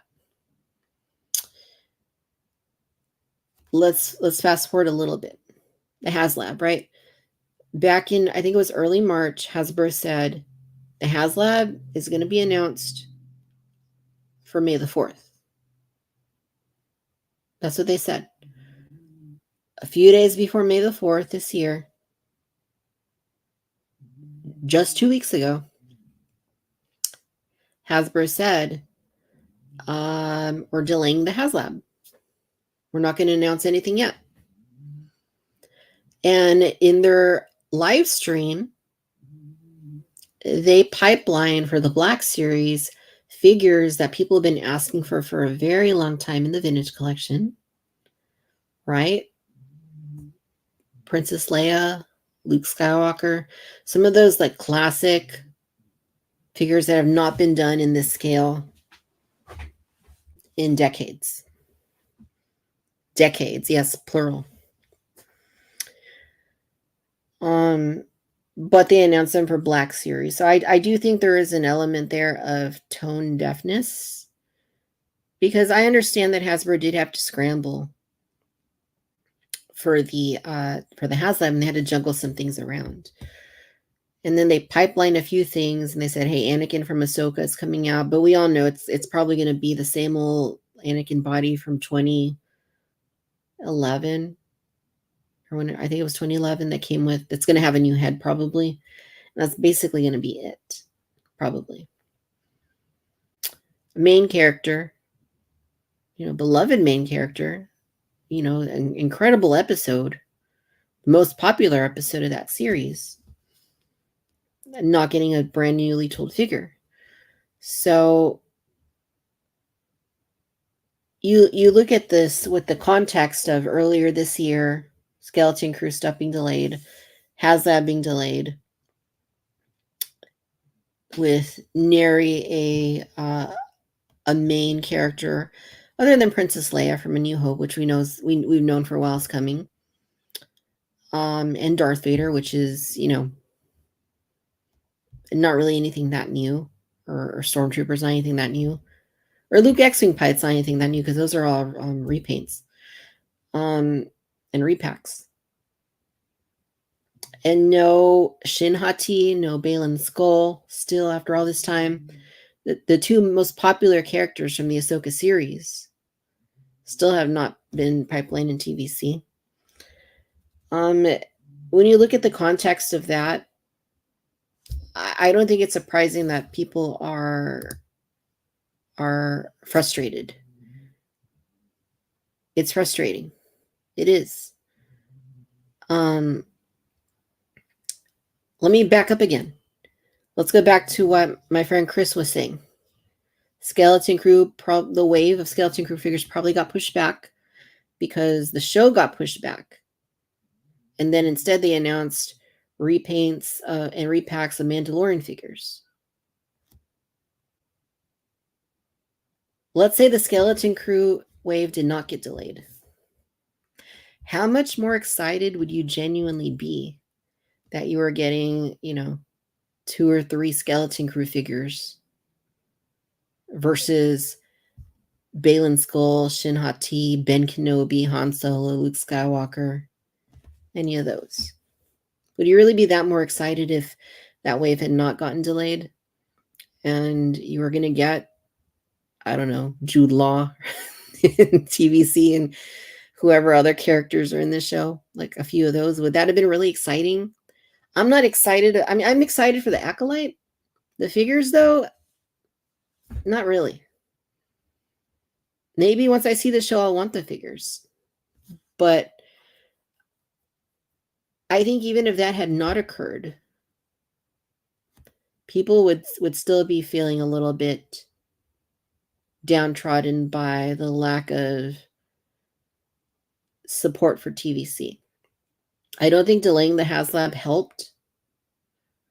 And I don't think the pipelines announced for Black Series helped in any respect.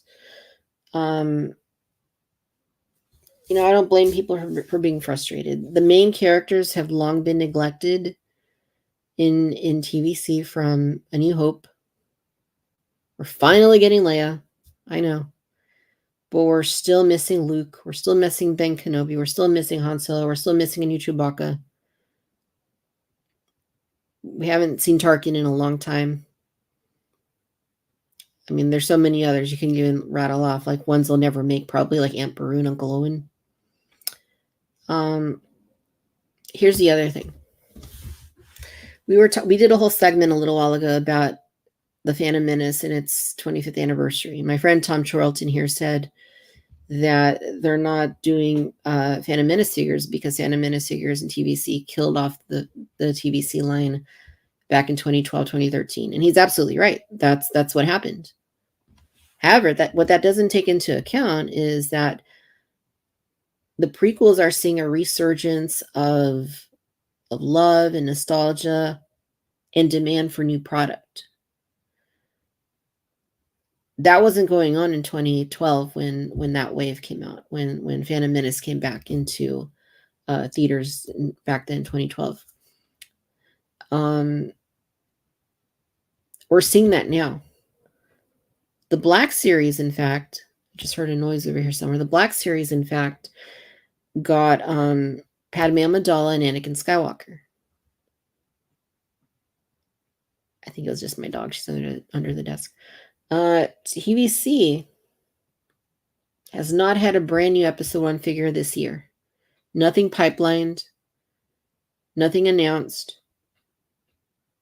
Nothing released since the repaint wave that came out a couple years ago with Darth Maul, Queen Amidala, Jedi Knight Anakin, like Kid Anakin, and Battle Droid.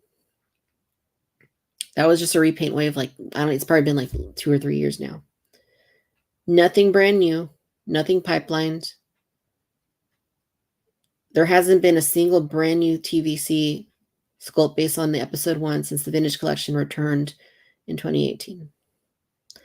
This being the 25th anniversary, where you do have figures in the Black Series, where you do have this resurgence in appreciation for the prequels, demand for product from the prequels, not just from Hasbro, but what you're seeing with Hot Toys doing things like a new Darth Maul, what you're seeing from companies like SH Figure Arts doing a Jar Jar Binks, and a Qui-Gon Jinn, and an Obi-Wan Kenobi, but nothing from Hasbro and TVC. The main scale that people were collecting in 1999 when episode 1 came out, the main scale people were collecting in 1977, or 1978 rather, after Star Wars came out. I can't blame people for being frustrated. I really can't. And I know that Hasbro is constrained by bean counters, by people who are nickeling and diming the budget so that Hasbro does the bare minimum that they need to do to keep Vintage Collection collectors satiated and picking up the breadcrumbs. But like I was saying earlier, with some of the stuff Hot Toys does with limited editions, that's just not a good business model. That's not a way to maintain your audience. It's not a way to excite your audience, and it's not a way to appreciate your audience. Now, yeah, Hasbro is a business. They're in this to make money. They're not in this to cater to our personal demands or to our personal nostalgia or personal relationships with some of these films, some of these characters. But at the same time, this is a brand that people have supported for over 40 years. This is a series that people have flocked to from every walk of life across the earth for 40 years plus. And this prequel series is celebrating 25 years, and they can't even come out with 1 or 2 figures. How well would an all-new Darth Maul figure do? Brand new from the ground up sculpt. Darth Maul could be on a brand new card. Base him more on his appearance on Tatooine with the cloak and everything. How exciting would that be? How about a Padme, a Queen Amidala figure, like a regal Queen Amidala figure? Make them fan channel exclusives. Doesn't matter. Make them fan channel exclusives. Where are those? Where are those figures? You know?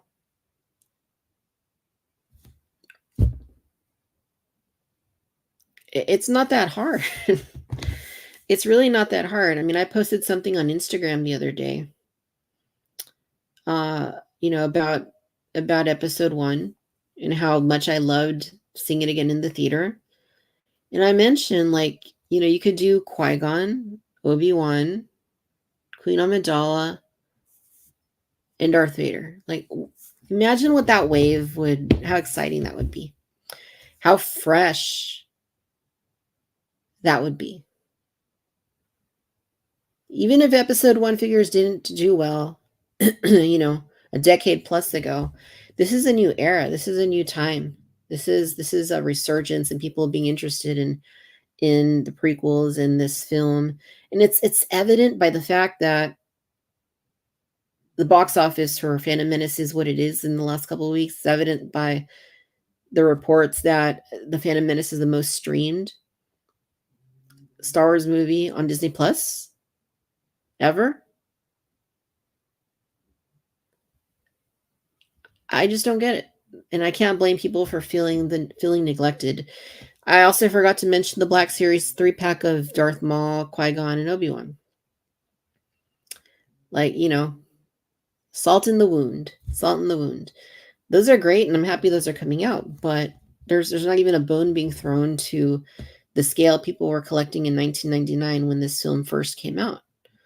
Nothing, not one thing. And maybe, you know, the year's not over. Maybe there'll be something pipeline later, but right now is the time that this should have been coming out. You know, you're celebrating, you're missing the boat by not capitalizing on that anniversary, on that publicity, on that hype, on that excitement, right? Even if it's not a brand new film, sure. It's not a brand new Disney Plus series, sure. I'd much prefer to get an all new wave of Phantom Menace figures versus a wave of the Acolyte figures or Skeleton Crew figures.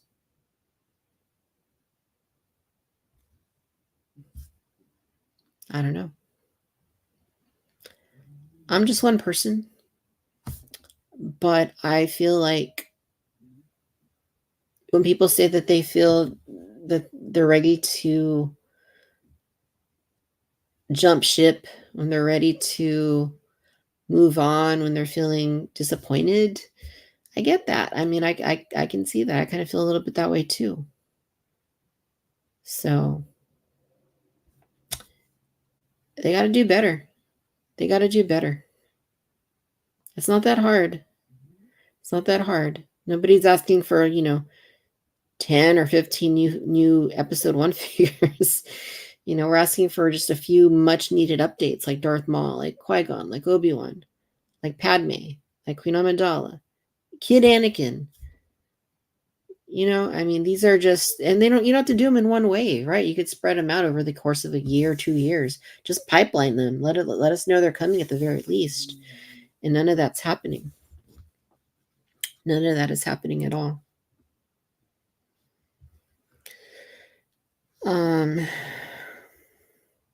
And I see there's a lot of conversation about this topic in the chat. Thank you guys for your comments and for talking about this amongst each other. We do appreciate seeing that.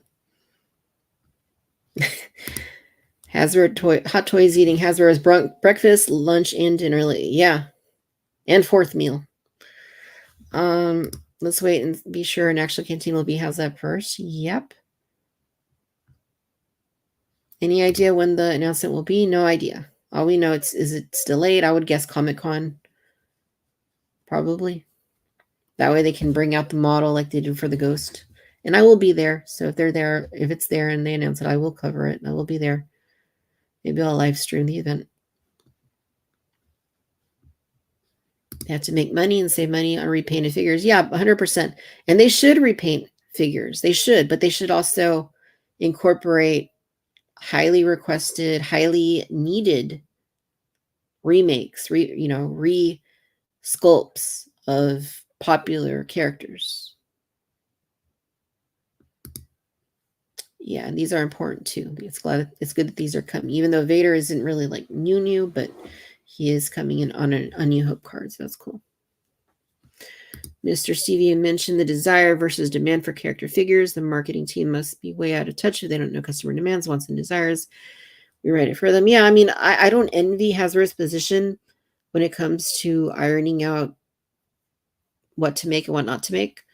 And I know a lot of this is Lucasfilm dictating what to make and what not to make. But at the same time,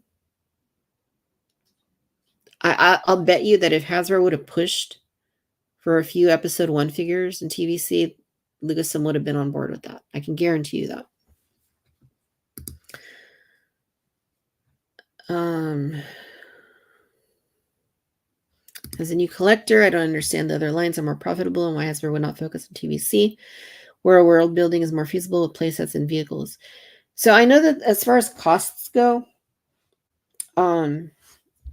Black Series figures do have a higher profit margin. TVC figures use pretty much the same number of parts, generally speaking, in terms of when you're talking about individually sculpted parts, individually tooled parts, like shoulders, biceps, lower arms, wrists, and then the actual joints that hold all these parts together, legs. They use about the same amount of parts as a Black Series figure does. So the labor for assembling a 6-inch figure versus a 3 1/4-inch figures is about the same. And they're having to print just as many parts as a Black Series figure, even though they're smaller and they're technically using less plastic. You're still printing the same number of parts. You still have the same level of labor involved. So that's part of the reason why why they kind of treat the line as they do, because Black Series definitely does have, I'm not going to say it's a huge profit margin, but it does have a more sizable profit margin than Black Series does.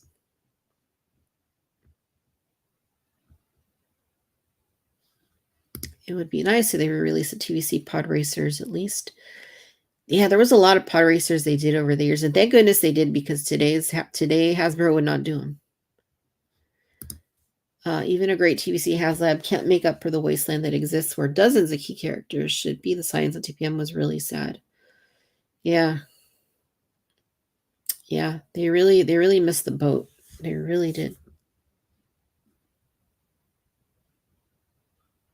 I think this is real well said, Riley Bob. The eternal frustration TV's collecting, but it's worth it when it works out. Yeah, the sail barge, right? The Jabba's palace throne room, the ghost, the Razor Crest, like the N1, right? Like all of those things are amazing. When it works out, it's great.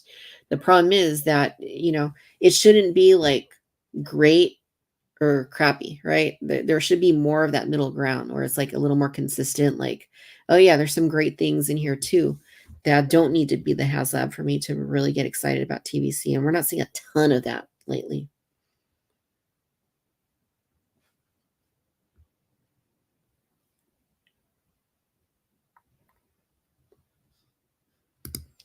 You need to start calling it what it is. TVC is an afterthought to Hasbro.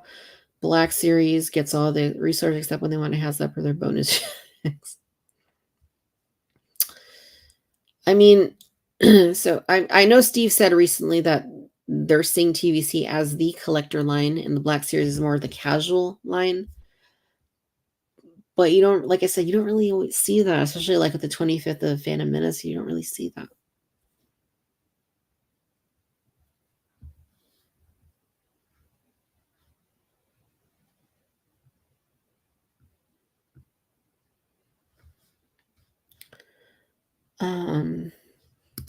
Hasbro made cuts to our TVC mainline. Fan channel releases, they suffered most.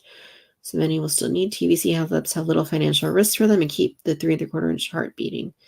Yeah, but like I'm saying, they need to have, there's got to be that middle ground, right? It can't be feast or famine, right? It's got to be a continuous, I mean, any hobby, right? It doesn't even have to be Star Wars, or it doesn't even have to be collecting. Like any hobby, you got to, whoever's stoking the demand for whatever the hobby is needs to keep it engaging and exciting and fresh. And we're not always seeing that on a consistent basis with TVC. And I think that's what the problem is. Maw from the end of Solo would be pretty cool.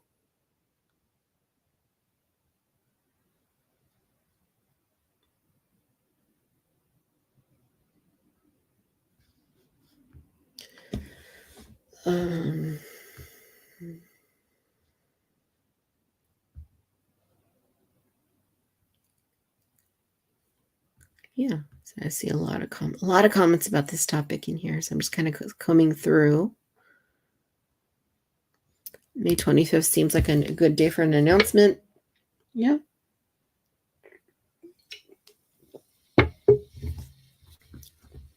I could see that.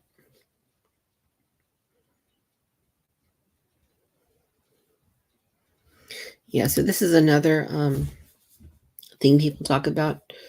TVC and Black Series could coexist, but they need to cut out the junk scales.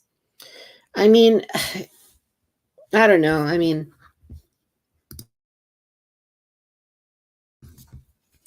I know stuff like the Epic Forest figures, you know, the 5 POA ones that they sell for $10. I know those are intended to bring kids in, but from what I see in stores, they're not selling. So, you know, I don't know that it's good business to divert from what is selling to try something new that is not selling. I mean, they tried this whole 5 POA thing already and it didn't work, right? So why would you do it again?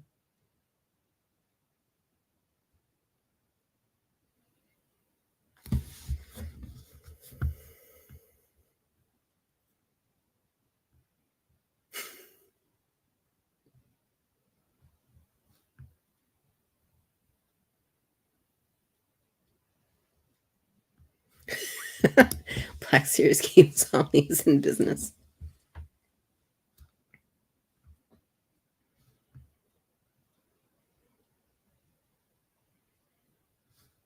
Can't wait for the Cantina. I will dance when if the tonicas are announced. We will see. We will see.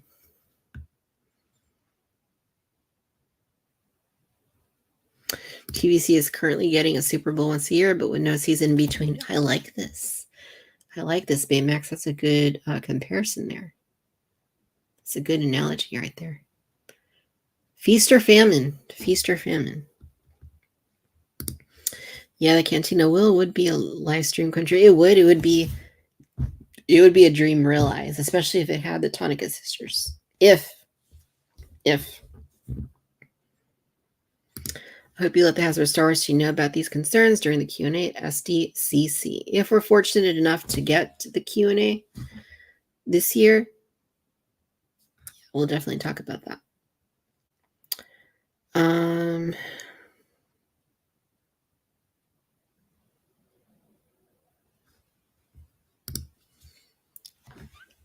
think if the community would be on board with even a couple extra bucks, if it was new figures, and make Hasbro Pulse make more sense to have.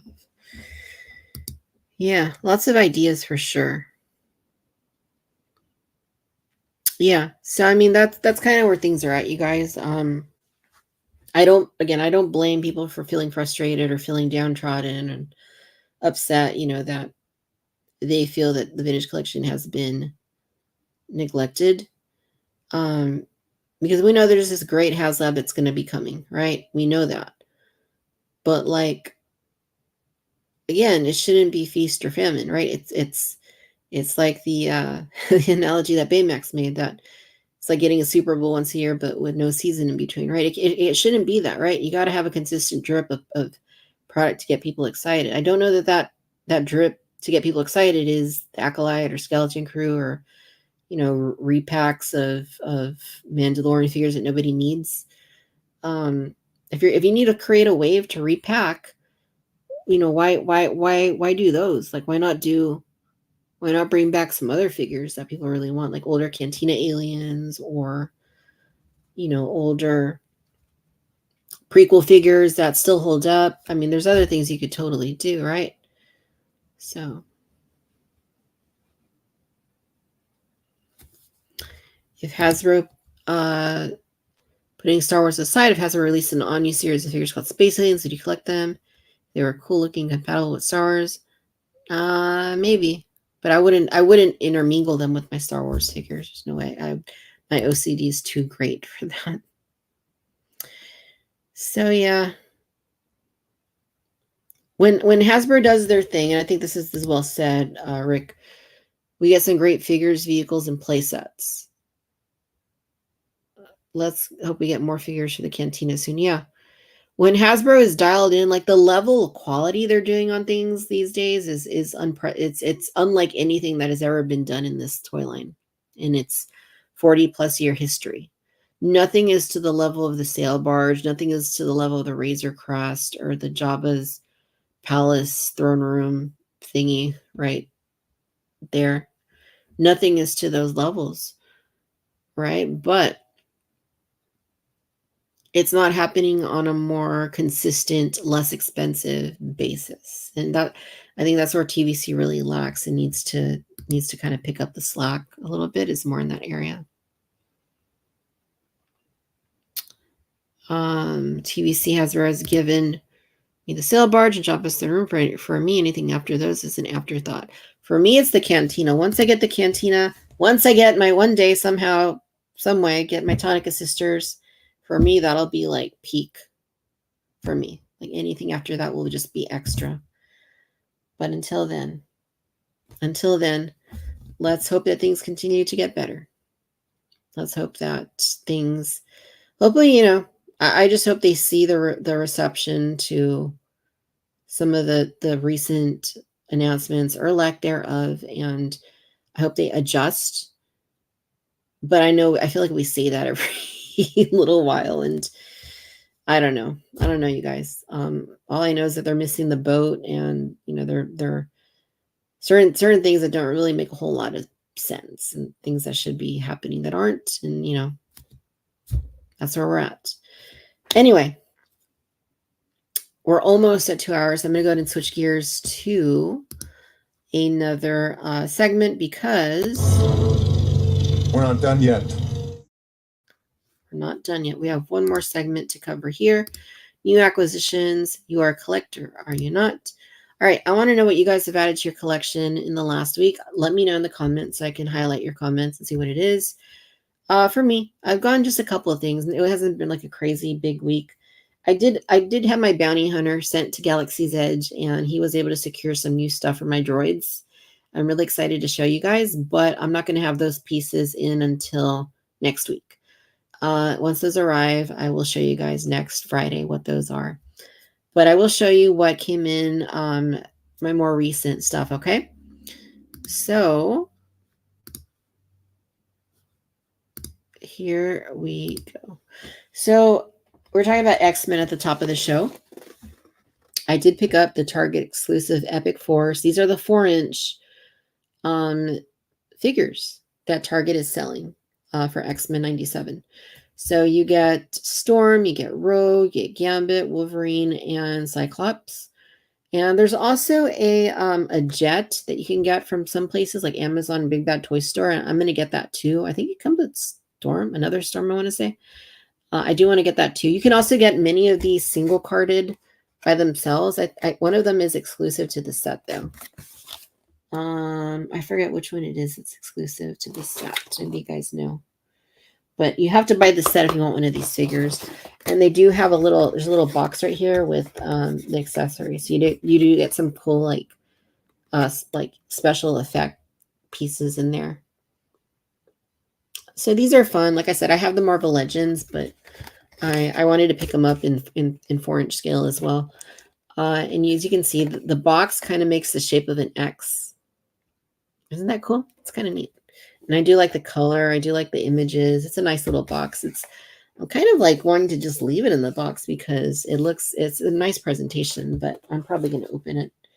The other thing that I got was, this came in today. This is really heavy. I ordered 2 of these, so I got a case from Hasbro Pulse today. Can you guess what it is? It says Ghostbusters. Can you guess what it is? I haven't even taken them out of the box yet, but let's do that together, okay?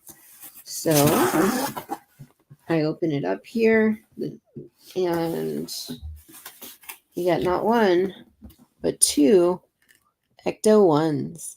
This is the 3 3/4-inch scale Ecto 1s that is meant to go along with the O-ring figures that are coming out later this year. I think they go up for pre-order next month. So maybe let's see if we can take one of these out. And it's not too hard. Not like open it, but at least take it out of the box here and get a better look without.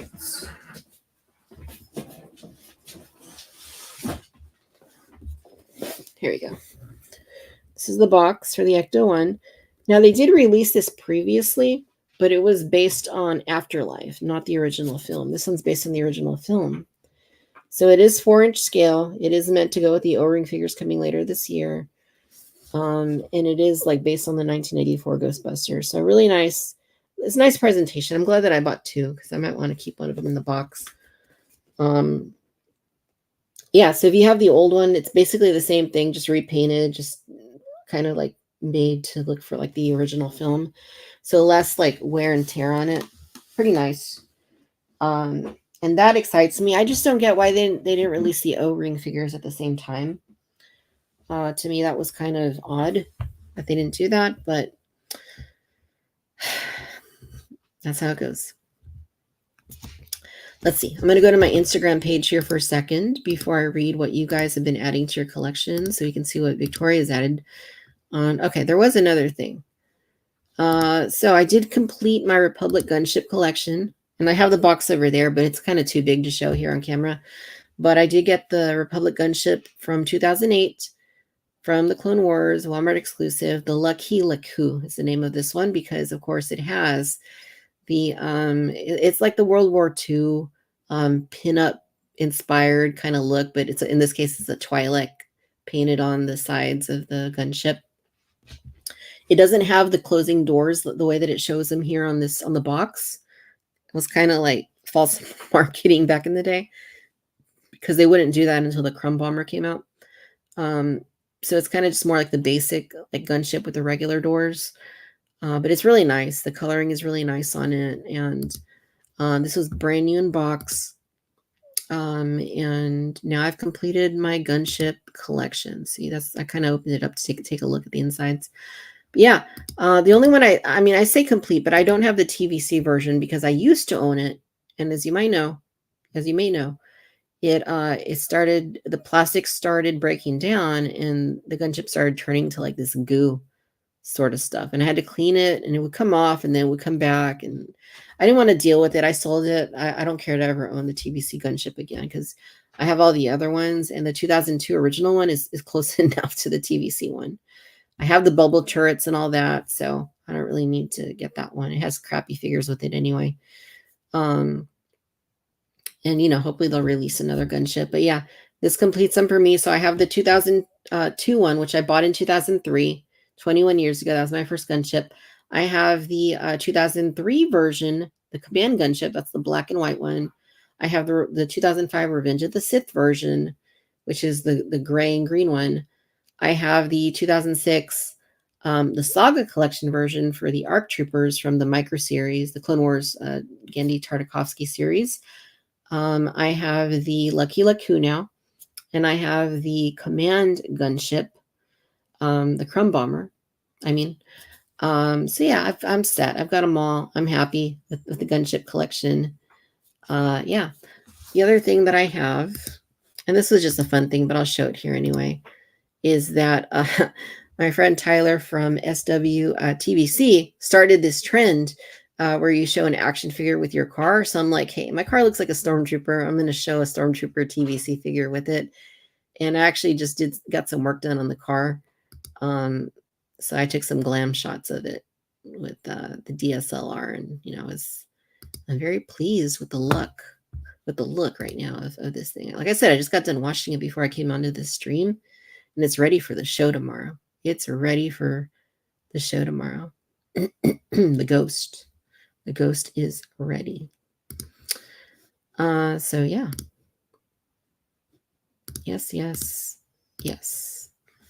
That's what I've added to my collection. But yeah, I want to see what you guys have added to your collections. Let me go here through the comments and see what you guys have added to your own collections.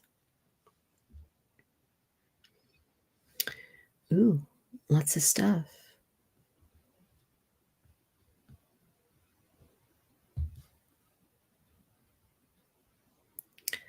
Let's see here. Tom says, I got my pride droid. That's right. You told us about that earlier. Yes, I have I got that too. I don't have it in here with me. And I put it on my Instagram story yesterday, but I didn't put it like on my main thing. But yeah, I got that too. Adam says, vintage collection Huyang came, but it was destroyed because they combined it with an order of dog food. Why do they do things like this? Her left hand is half the size of the right. Is it Rogue? Let's see. No, one is a fist, and the other one's an open hand. See, one is like clenched in a fist, and the other one's an open hand. So they're the same size, they're just posed differently. I also got my Ecto one, very nice mat. Dodgson, I scored a Kenner JP Net Trapper, Humvee, and Ground Tracker. Ooh. Lost World, Pachycephalosaurus, Ian, Eddie Carr, Nick Van Owen, ×2, Series 1, Tim Murphy, Glider Malcolm, Dieter Stark, Charles Jackson, Cleasel. Very nice. That's a really great classic haul there, Dodgson. Did Dennis Nedry get those from you for you from the island? That's what I want to know. Got my pile of loot with Huyang, Zeb, Clone Army packs, some other bits and bobs. Very nice, Riley Bob. I'm tempted to buy the Sentinels. That's at retail. Yes, I need that too. I still need to get that as well. Victoria doesn't play. No, I take this stuff seriously. I mean, if I didn't, would I be here on YouTube on a Friday night live streaming about Star Wars toys and collectibles? Man, you got more? The Lycanops, Capture Gear, Dr. Snare's gun. Wow. Fatmatic says got the Black Series, Clone Trooper Phase 2, TVC Fleet Commander, Mines of Mandalore Din. Very nice. Trevor Ritchie picked up Professor Huyang and Jango Fett. Nice surprise. Jango was $36.99 Canadian compared with Paz Vizsla Crescentin, $42.99. Very nice. That Jango Fett is selling out. If you guys are sleeping on the vintage collection Jango Fett because it's $24.99, which yes is too expensive, you're missing out. He sold out on Amazon. He sold out on Entertainment and Earth. He sold out on Hasbro Pulse. Last I checked, Big Bad Toy Store was the last outlet to still have that Jango Fett. So if you're waiting, hoping the price is going to drop on that, it's not. They're not making a ton of those. Don't miss out on the Jango Fett. Expensive, overpriced. Yes, totally. But you don't want to miss out on that figure. Everyone send Victoria a photo of your O-ring face. Amazon Ahsoka Clone Wars Droids 4-pack is shipping. Is it already? I didn't even realize that. Did they go up already? I'll be grabbing that too. Love me some Ghostbusters. Yes, that is already. It's already up. It went up for Hasbro Pulse. I think last week. I want to say like late last week, or was it early this week? I don't remember anymore. Days all blend. Ooh, William got a good one. The BMF. Big Millennium Falcon, Smuggler's Run. That is the version to get. I know people are like, no, the Legacy Collection version. No. The Smuggler's Run version gives you both antennas, so you can make it original trilogy or sequel trilogy / Galaxy's Edge. It also gives you those figures. You get Chewbacca, you get Hondo, and you also get LEDs, whereas the 2008 version had the incandescent bulbs. This new version has LEDs. The paint job is 10 times better than the 2008 version. So it is the version of choice. It is the better, superior version.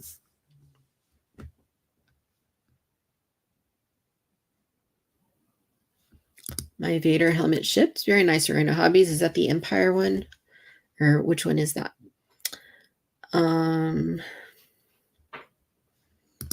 Tom says, I recall seeing the first gunship at Walmart in 2003. Clone Wars branded back then. I think it was $30. And I was like, that's very expensive. That was the second version. That was the command gunship. And yeah, $30 was unreal because the 2002 version cost $40. They actually sold it for less in 2003. I don't know how they did that, but they did. They would never sell something for less today.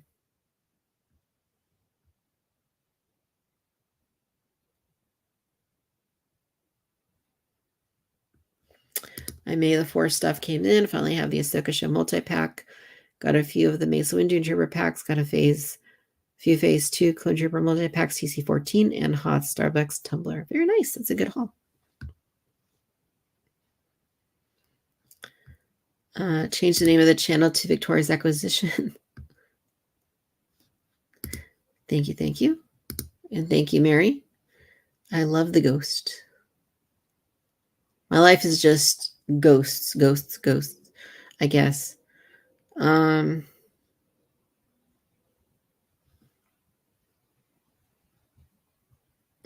William also got something outside of TVC. Masterpiece Transformers Megatron MP36.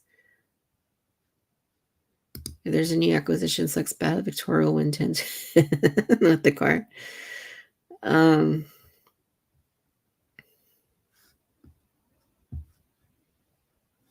What are the odds of Django's card until 18 months from now, just like the Dark Trooper?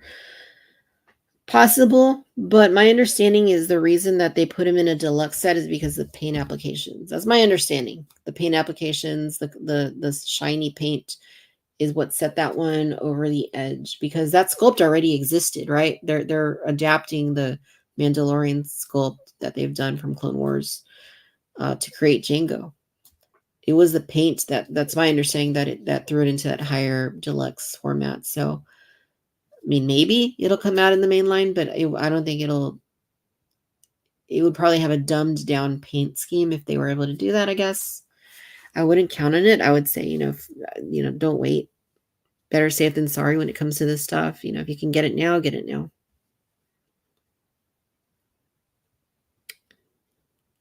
Jawa Zatashi, how's it going? Finn and Cassian Andor repacks. I got those too. I got those as well. So, not the most exciting, but hey, they do count as acquisitions, of course. I have Legacy and Smugglers Run Falcon. They command my entire kitchen. I have no idea where the ghost is going. I might have to sell Legacy BMF for the space. I don't know where my ghost is going. But yeah, Tom has his bike on bicycle rack. It's pretty cool. I've seen a few people do this now, where they put the Falcon on a bicycle or a guitar stand, and it looks pretty cool. Django comes back in mainline. Mainline will cost $25. Probably. It'll get to $20. Trust me, sooner rather than later. All right, I think that's it. We've been going for 2 hours, 6 minutes, and 37 seconds. That's a long show for me to do by myself. I can feel it in my voice, especially because I've been talking all day at work. So thank you guys. I appreciate you. Hit the like button, subscribe, not to sound cliche or anything, but please, we appreciate that. And it does help the channel, believe it or not. People don't just say it just to say it. It does help out with the algorithms and whatnot. So we definitely appreciate your support. Thanks again to Peak Obi-Wan for joining our Patreon, and thanks as well to Adam Kennedy for joining the YouTube channel. We really appreciate that. I'll be in touch with both of you soon to get you set up on our extracurricular VC stuff that only you will have access to. Thank you very much for doing that. We really, really, really appreciate it. And yeah, I guess that's it, you guys. Have a great weekend. Happy Friday night. Keep collecting. Be well, be safe. Have fun. I know we get stressed out a lot of the time as collectors. This is a hobby. This is for fun. Try not to take it too seriously. Still make sure you have fun with it. Otherwise, it's not worth it anymore, right? Enjoy. Relax. Take care. Take care of yourself. Your physical and emotional health. Super important. No matter where you're tuning in from out of the galaxy, thank you for watching VC and Cantina Social Hour. We will see you this time next week. All right? And who is next week's guest? Next week, we have Paul's Collectibles will be joining us next week on the 24th. So stay tuned for that. It's going to be fun. Paul's got a YouTube channel. He does some great stuff. So I'm excited about Paul for the first time in the Cantina next week. You guys take care. I will see you guys this time next week. All right. May the force be with you. Take care. Enjoy your weekend. And we will catch you next time. Bye, guys.